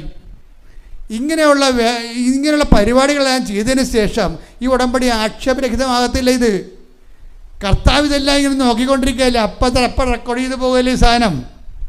അതുകൊണ്ട് ഒരുമാരപ്പെട്ട വയ്ക്കുമ്പോൾ ഇങ്ങനെയുള്ള അലമ്പ് പരിപാടിയൊക്കെ കയ്യിലുണ്ടെങ്കിൽ അതൊക്കെ അവസാനിപ്പിച്ചിട്ട് സത്യസന്ധമായിരിക്കണം ഉടമ്പടി. പ്രാർത്ഥിക്കുക, കർത്താവ് ദൈവമേ, എൻ്റെ ഉടമ്പടി ആക്ഷേപരഹിതമാകാൻ വചനത്തിന്റെ വിശുദ്ധിയോടെ ഉടമ്പടിയെ സമീപിക്കുവാൻ എന്നെ സഹായിക്കണമേ. ശ്രുതിക്കട്ടെ ഹല്ലേലൂയ. ഉടമ്പടിയെ സിന്ധുവിൻ്റെ 5ാമത്തെ നിയോഗം എന്താണെന്നറിയാവോ? ചില വീട്ടിൽ ചെല്ലുമ്പോൾ അവർ പറയും ഞങ്ങൾക്ക് ഉടമ്പടി എടുക്കണമെന്ന് ആഗ്രഹമുണ്ട്, പക്ഷേ ഞങ്ങളെ കൊണ്ടുപോകാൻ ആരും ഇല്ലെന്ന് പറയും. പിന്നെ എന്ത് ചെയ്യും? അങ്ങനെ കൊണ്ടുപോകാൻ ആരും ഇല്ലാത്തവരെല്ലാം ചേർത്തിട്ടൊരു ഗ്രൂപ്പ് ഉണ്ടാക്കി വണ്ടിയും വിളിച്ചും. ഇത് ഞങ്ങളാരും ഇത് അറിയണില്ല. ഇത് സാക്ഷ്യം പറയുമ്പോഴാണ് ഈ അറിയണത്. ഓരോ മനുഷ്യന്മാരുടെ ഉടമ്പടി എടുക്കേണ്ട കാര്യം പറയണേ. ഒരു വീട്ടിൽ ചെല്ലുമ്പോൾ അവർ പറയും എൻ്റെ കൊച്ചെ പറഞ്ഞ് വീട്ടിൽ ചെല്ലാൻ എങ്ങനെയാണ്? ആ വീട്ടിൽ പോയി കുത്തിരുന്നിട്ട് ഈ സാക്ഷ്യമെല്ലാം ആരെ കേൾപ്പിക്കും. അതാണ് വിഷയം. ഈ പത്രം കൊണ്ടുപോയി യൂട്യൂബിലെ സാക്ഷ്യമെല്ലാം അവരെ കേൾപ്പിക്കും. അവർ പറയും കൊച്ചെ ഞങ്ങൾക്ക് വന്ന് ഉടമ്പടി എടുക്കണമെന്ന് ആഗ്രഹമുണ്ട്, പക്ഷേ ഞങ്ങളെ കൊണ്ടുപോകാൻ ആരുമില്ല. അപ്പോൾ ഇവർ പറയും ഞാൻ നിങ്ങളെ കൊണ്ടുപോകാം. അപ്പോൾ ചില വീട്ടിൽ ചെല്ലുമ്പോൾ പറയും കൊച്ചേ പോണേനല്ല പ്രശ്നം, പത്രത്തിന് എടുക്കാൻ കാശില്ലെന്ന് പറയും. പത്രം എടുക്കാൻ കാശില്ല. അങ്ങനെ കുറേ ആൾക്കാരുണ്ട്. പത്രം എടുക്കാൻ കാശില്ല എന്ന് അവർക്ക് സത്യമായിട്ടില്ല. അവിടെ അന്നന്ന് വേണ്ട ആഹാരം തന്നെ ചെയ്യാൻ അവർക്ക് പറ്റണില്ല, പിന്നെയാണ് ആ കാശ്. അപ്പോൾ അങ്ങനെ വരുമ്പോൾ എന്ത് ചെയ്യും? ഇവർ തന്നെ പത്രം വാങ്ങിച്ച് അവർക്ക് കൊടുക്കും. ഞാൻ പത്രം വാങ്ങിച്ച് തരാം. അത് ഭർത്താവ് അങ്ങനെയാണ് ചെയ്യണത്. ഭർത്താവിൻ്റെ ജോലിക്കാശ് കൊടുത്തിട്ട് അതിന് പത്രം മേടിച്ച് ഈ പത്രം മേടിക്കാൻ കാശില്ലാത്തവർക്ക് കൊടുക്കുകയാണ്. ഇത് നിങ്ങൾ ചെയ്യേണ്ട ഇത്രയേ ഉള്ളൂ, നിങ്ങളിത് വിതരണം ചെയ്യണം. ഇതൊക്കെ ഞാൻ വല്ലപ്പോഴും നിങ്ങളോട് പറഞ്ഞിട്ടുണ്ടോ? ഇങ്ങനെയൊക്കെ ഒരിക്കലും ഇല്ല. പക്ഷെ മനുഷ്യന്മാർ ഇങ്ങനെ ഉടമ്പടി ചെയ്യണത്. അപ്പോൾ അവർ ചെയ്യുമ്പോൾ എന്താ പറ്റുന്നത്? ഒരു ദിവസം ചെന്നപ്പോൾ ഇവർക്ക് ഫാറ്റി ലിവർ എന്ന് പറഞ്ഞപ്പോൾ ഡോക്ടറെ അടുത്ത് പോയി. ആങ്ങളെ മരിച്ചില്ലേ ഫാറ്റി ലിവറായിട്ട്. ആ ഡോക്ടർ ഇവർക്ക് പരിചയമുള്ളതാണ്. അവിടെ കൊണ്ടുപോയാണ് ഇവളെ ടെസ്റ്റ് ചെയ്തത്. അപ്പോൾ ഡോക്ടർ പറഞ്ഞ്, ഡോക്ടറിന് ചരിത്രം അറിയാം, ഇവരുടെ ബോഡി ചരിത്രങ്ങൾ അറിയാം. ഫാറ്റി ലിവർ വന്നാൽ ഈ കുടുംബം സീറോസിസിലേക്ക് പോകുകയുള്ളൂ. അപ്പോൾ ഡോക്ടർ ഇവളെ സാന്ത്വനപ്പെടുത്താൻ ഇവളുടെ തോളെ തട്ടിട്ട് പറഞ്ഞ്, ഫാറ്റി ലിവർ ആണെങ്കിൽ ഇനിയിപ്പോൾ സീറോസിസ് ആണെങ്കിലും കുഴപ്പമില്ല, ഞാൻ നിനക്ക് ഡയറ്റ് തരാമെന്നു. ഡോക്ടറിന് അത്രേ പറ്റത്തുള്ളൂ. ഫാറ്റി ലിവർ ആണെങ്കിലും കുഴപ്പമില്ല, സീറോസിസ് ആണെങ്കിലും കുഴപ്പമില്ല, ഞാൻ നിനക്ക് നല്ല ഡയറ്റ് തരാമെന്ന്, സീറോസിസിനെ കൺട്രോൾ ചെയ്യാൻ പറ്റിയ ആഹാര രീതികൾ പറഞ്ഞു തരാമെന്ന്. അപ്പോഴേ അവൾ അമ്മയോട് പറഞ്ഞ്, അമ്മേ ഡയറ്റൊക്കെ എനിക്കറിയാം, എൻ്റെ ആങ്ങളെ കഴിച്ചിട്ടുള്ളതാണ്. ഇതാ വിഷയം, ഡയറ്റൊക്കെ എനിക്കറിയാം, ആങ്ങളെ കഴിച്ചിട്ടുള്ളതാണ്. എൻ്റെ പ്രശ്നം അതല്ല, ആ ഡയറ്റ് കഴിച്ചാൽ നിൻ്റെ ജോലി ചെയ്യാൻ പറ്റത്തില്ല. അമ്മയുമായിട്ടാണ് തട്ടുപിടിക്കണേ. ഏതമ്മയാണ്? പരിശുദ്ധ അമ്മ, കൃപാസനം മാതാവ്. ഇവർ സംസാരിക്കാൻ പറ്റി ഈ ലോകത്തിലെ ഇന്ന് ഏറ്റവും കൂടുതൽ ആൾക്കാരോട് സംസാരിക്കുന്നത് ആരാ? കൃപാസനം മാതാവാണ്. ആൾക്കാർ സംസാരിക്കുന്നത് ആരോടാണ്? കൃപാസന അമ്മയോടാണ്. കാരണം ഈ കാലഘട്ടത്തിലെ ദുരന്ത ജീവിതക്കാരെല്ലാം അമ്മയടുത്താണ് വരണത്. അമ്മയോട് സംസാരിക്കും, അമ്മ പോകേണ്ട പാട്ടി കൂടെ പോകും, നിൽക്കേണ്ടപ്പോൾ പറഞ്ഞു തരും. എല്ലാ കാര്യങ്ങൾക്കും ആ ഉടമ്പടിയുടെ വാക്ക് പാലിച്ചുകൊണ്ട് നമ്മുടെ കൂടെ സഞ്ചരിക്കുന്ന സഞ്ചാരി മാതാവാണ്. അപ്പം അമ്മയോട് പറയും, അമ്മേ എനിക്ക് ഡയറ്റ് കീപ്പ് ചെയ്യണ പ്രശ്നമൊന്നുമില്ല, എനിക്ക് ഡോക്ടർ പറഞ്ഞു തരണ്ട, എനിക്കറിയാൻ ഡയറ്റ്, എൻ്റെ ആങ്ങളെ കഴിച്ചതാണ് ആ ഡയറ്റ്, ആ കഴിച്ചാൽ എഴുന്നേറ്റ് പൊങ്ങത്തില്ല മനുഷ്യൻ, എനിക്ക് നിൻ്റെ വേല ചെയ്യാൻ പറ്റത്തില്ല, അതാണ് എൻ്റെ പ്രശ്നമെന്ന് പറയും. അതാണ് പ്രശ്നം, ഞാൻ ആ ഡയറ്റ് കഴിച്ചാൽ എനിക്ക് വേല ചെയ്യാൻ പറ്റത്തില്ല എന്ന് പറയും.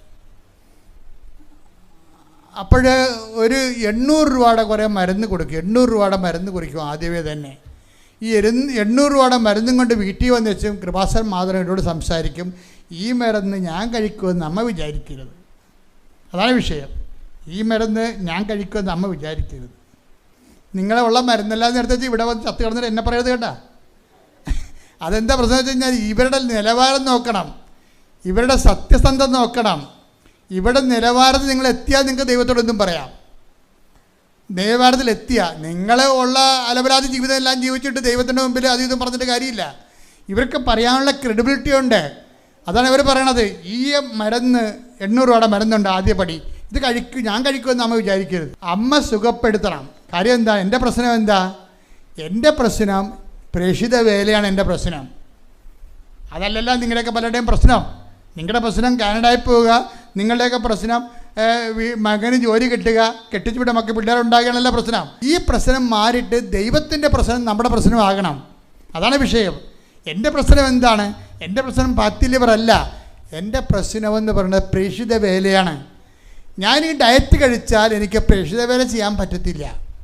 അതുകൊണ്ട് എൻ്റെ കരൾ അമ്മയുടെ കരൾ പോലെ ആക്കിയിട്ട് ടെസ്റ്റിന് കൊടുക്കേണ്ട അമ്മയുടെ കരളാണ്. പ്രാർത്ഥനയുടെ ലെവൽ പോകണം, കണ്ടില്ലേ? അങ്ങനെയൊക്കെ സംസാരിക്കാനുള്ള അധികാരം വരും നമുക്ക് കുറച്ച് കഴിയുമ്പോൾ, ബന്ധം ഉണ്ടാകുമ്പോൾ. ആ ബന്ധം ഉണ്ടാകുമ്പോൾ ഇപ്പം എന്താ സംഭവിച്ചു കഴിഞ്ഞാൽ, സീറോസിസ് ആണെന്ന് ഡോക്ടർ പറഞ്ഞിട്ട് അതിന് ഡയറ്റ് കുടിക്കാമെന്ന് പറഞ്ഞ ഡോക്ടറിൻ്റെ അടുത്ത് വേറെ ടെസ്റ്റിന് പോയിരിക്കണം. ഇവിടെ ടെസ്റ്റിന് പോയപ്പോൾ എന്ത് ചെയ്യുന്നറിയാവോ? ഞാൻ ടെസ്റ്റ് ചെയ്യണ മുമ്പ് ഉടമ്പടി തൈലം കയ്യിലെടുത്തിട്ട് ഞാൻ ഉടുപ്പ് പൊക്കിയിട്ട് അതിൻ്റെ അകത്ത് എൻ്റെ ബ്ലൗസ് പൊക്കി ഇവിടെയൊക്കെ തേച്ച്, കരളിൻ്റെ ഇരിക്കുന്ന സ്ഥലത്ത് തേച്ച് എന്ന് പറഞ്ഞ് അമ്മയോട് പറഞ്ഞ്, എൻ്റെ കരൾ നിൻ്റെ കരളാക്കിയിട്ട് നിൻ്റെ കരളാണ് ടെസ്റ്റിന് കൊടുക്കേണ്ടതെന്ന് പറയും. ഇത് ബന്ധമാണ് ശരിക്കും. ടെസ്റ്റ് കഴിഞ്ഞപ്പോൾ ഇതുകൊണ്ട് ഈ കരളിനെ ടെസ്റ്റ് കൊടുത്ത് ടെസ്റ്റ് കഴിഞ്ഞപ്പോൾ ഒരു ഫാറ്റി ലിവറും ഇല്ല, ഒന്നുമില്ല. ഞാനെന്താ നിങ്ങളോട് പറഞ്ഞു വെച്ച് കഴിഞ്ഞാൽ, നിങ്ങൾ 2 വില്ലിക്ക് ചവിട്ടരുത്. ദൈവത്തിനെ പരീക്ഷിക്കുകയും ചെയ്യരുത്. ദൈവം നമുക്ക് പരീക്ഷിക്കാനുള്ള കളിപ്പുള്ളതല്ല, മറിച്ച് നിങ്ങൾ അവൻ പറയണ പോലെ ചെയ്തുകൊണ്ട് ദൈവസ്നേഹത്തിൽ വളർന്നിട്ട് ദൈവം നിൻ്റെ വാക്കിന് വില കൽപ്പിക്കണം. ആ രീതിയിൽ വേണം ഉടമ്പടി വളരാൻ. ദൈവം നിങ്ങളുടെ വാക്കിന് വില കൽപ്പിക്കണം. സത്യസന്ധമാണ്, വിശ്വസ്തതയാണെന്ന് കണ്ടാൽ ദൈവം ഏത് കൊച്ചു കുഞ്ഞിൻ്റെ വാക്കിന് വില കൽപ്പിക്കും. നമ്മൾ സത്യസന്ധമാണ്, വിശ്വസ്തതയാണെന്ന് കണ്ടാൽ ദൈവം ഏത് കൊച്ചു കുഞ്ഞിൻ്റെ വാക്കിന് വില കൽപ്പിക്കും. ഇങ്ങനെയാണ് കർത്താവിൻ്റെ മുമ്പിൽ നമ്മൾ വിലയുള്ളവരായി മാറണത്, ദൈവതിരുസന്നിധിയിൽ വിലയുള്ളവരായി മാറണം. അപ്പം അതുകൊണ്ട് ഉടമ്പടി ഒരു വാല്യൂ ആഡഡ് സുവിശേഷ പദ്ധതിയാണ്. പക്ഷേ അതിൻ്റെ കറക്റ്റ് ഫോർമാലിറ്റി ചെയ്യാൻ വേണ്ടി എൻ്റെ മക്കൾ നല്ല എല്ലാപ്പോഴും ജാഗ്രതയുണ്ടാകണം.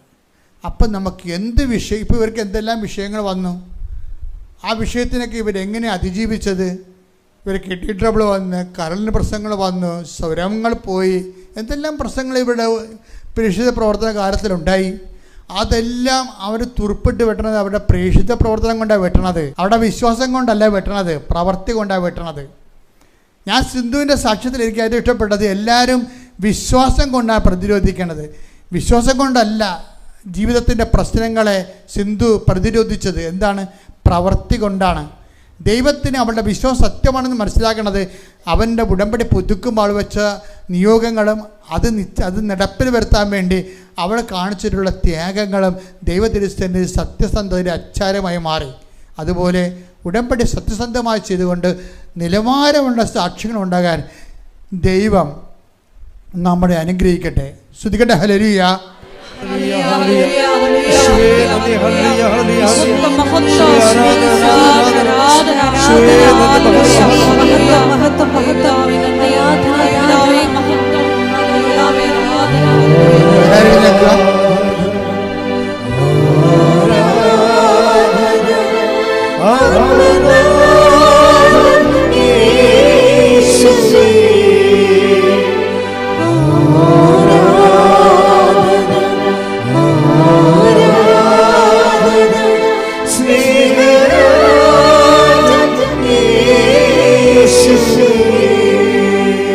പരിശുദ്ധ പരമ ദിവ്യകാരുണ്യത്തിന്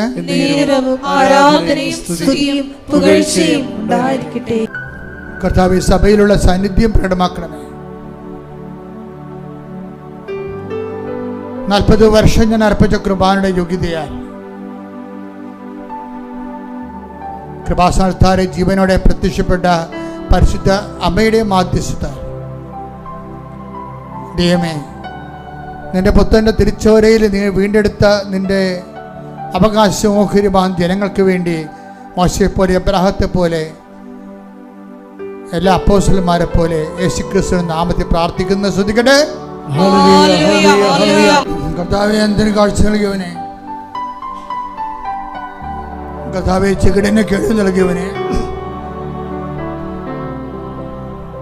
കർത്താവേ ഊമന് സംഭാഷണത്തിന് നൽകിയവനെ,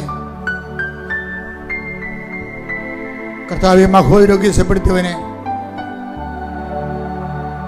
കർത്താവെ തളവാരോഗ്യപ്പെടുത്തിയവനെ, കർത്താവെ മരിച്ചവനെ ഉയർപ്പിച്ചവനെ, കർത്താവെ നിന്റെ തിരുമുൽ വാർന്ന വലത് കരം,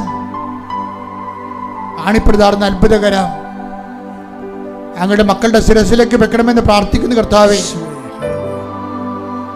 ഉച്ചമുതൽ ഉള്ളങ്കാൽ വരെ കർത്താവിന്റെ രക്തം പടരട്ടെ. എല്ലാ കോശങ്ങളിലും പേശികളിലും കർത്താവിന്റെ രക്തം പടരട്ടെ.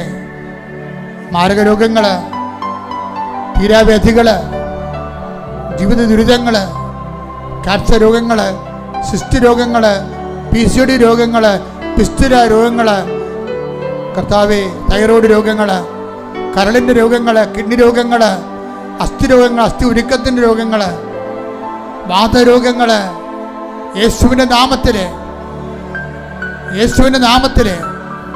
മാരക രോഗങ്ങൾ ഈശോ നാമത്തിൽ മാറിപ്പോകട്ടെ. ശ്രുതികട്ടെ. ഹല്ലേലൂയ. ഹല്ലേലൂയ. ഹല്ലേലൂയ. ഹല്ലേലൂയ. വിശപ്പരോഗികള്, ത്വക്ക് രോഗികള്, വെള്ളപ്പാണ്ടുള്ളവര്, ചിരങ്ങ് രോഗികള്, പൊറുക്കാത്ത വ്രണങ്ങള്, ഷുഗർ രോഗങ്ങള്, മൂലമുണ്ടായ രോഗങ്ങള്, മരുന്ന് കഴിച്ചിട്ട് അതിൻ്റെ സൈഡ് എഫക്ട്സ് മൂലം ഉണ്ടാകുന്ന രോഗങ്ങള് കർത്താവിൻ്റെ രക്തത്തെ കഴുകട്ടെ. യേശുവിൻ്റെ നാമത്തിൽ സൗഖ്യം പ്രാപിക്കട്ടെ. ശ്രുതികട്ടെ. ഹല്ലേലൂയ. ജോലി ഇല്ലാത്തവര്, ജോലി നഷ്ടപ്പെട്ടവര്, യുദ്ധക്കെടുതിയുടെ ഭവിഷ്യത്ത് അനുഭവിക്കുന്നവര്, ഇത്രയും വേഗം യുദ്ധം അവസാനിപ്പിച്ചുകൊണ്ട് സമാധാന ലോകം തിരിച്ചു വരുന്നതിന് വേണ്ടി ശ്രുതികട്ടെ. ശ്രുതികട്ടെ. ഹല്ലേലൂയ.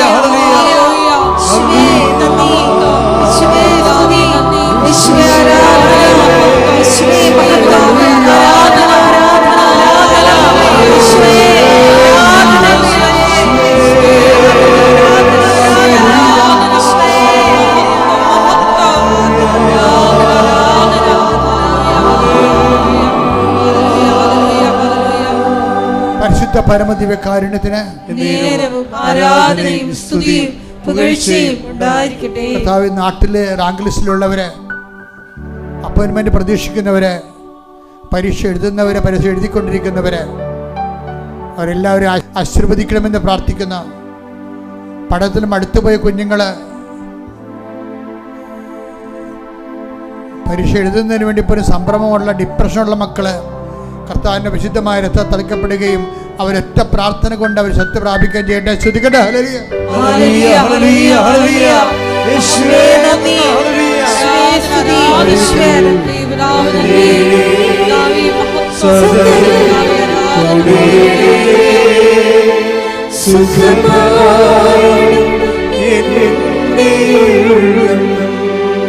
യാത്രയിലിരിക്കുന്നവര്, യാത്ര ചെയ്യാൻ പോകുന്നവര്, യാത്രയ്ക്ക് തടസ്സം വന്നിട്ടുള്ളവര്, വിസ വന്ന് പക്ഷെ ടിക്കറ്റ് വന്നില്ലെന്ന് പറയുന്നവര്, വിസ പുതുക്കി കിട്ടാത്തവര്, വർക്ക് പെർമിറ്റ് പുതുക്കി കിട്ടാത്തവര്, വീട്ടു തടങ്കിൽ കഴിയുന്നവര്, അവരുടെ മേലെല്ലാം കർത്താവിൻ്റെ രക്തം പടരട്ടെ. യേശുക്രിസ്തു ഉന്നതമായ നാമത്തിൽ അവിടെ അടഞ്ഞുപോയ വാതിലുകൾ യേശുക്രിസ്തു നാമം തുറക്കപ്പെടട്ടെ. ശ്രുതികട്ടെ.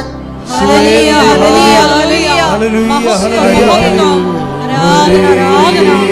പിതാവേ നന്ദി, പിതാവേ മഹത്വം, പിതാവേ ആരാധന.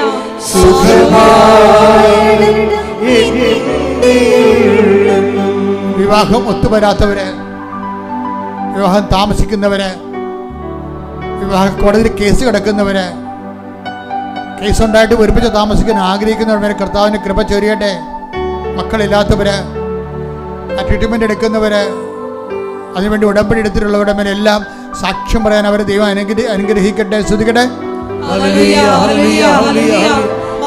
സാമ്പത്തിക കടങ്ങളിൽ വിഷമിക്കുന്നവര്, ജപ്തി നടപടി നേരിട്ടിട്ടുകൊണ്ട് അപ്പോൾ വീട്ടിൽ നിന്ന് ഇറങ്ങേണ്ടി വന്നിട്ടുള്ളവര്, പലതരത്തിലുള്ള സാമ്പത്തിക പീഡകൾ അനുഭവിക്കുന്നവര്, തൊഴിൽപരമായ ഞെരുക്കങ്ങളും വരുമാനമാർഗം മുട്ടിപ്പോയവര്, കുടുംബത്തിലുണ്ടാകുന്ന പലതരത്തിലുള്ള ദുരിതങ്ങൾ, അസമാധാന അവസരങ്ങൾ എല്ലാം പരിശുദ്ധ ദേവമാതാവിന്റെ മധ്യസ്ഥ ഈശോ ഏറ്റെടുക്കട്ടെ. ശ്രദ്ധിക്കട്ടെ.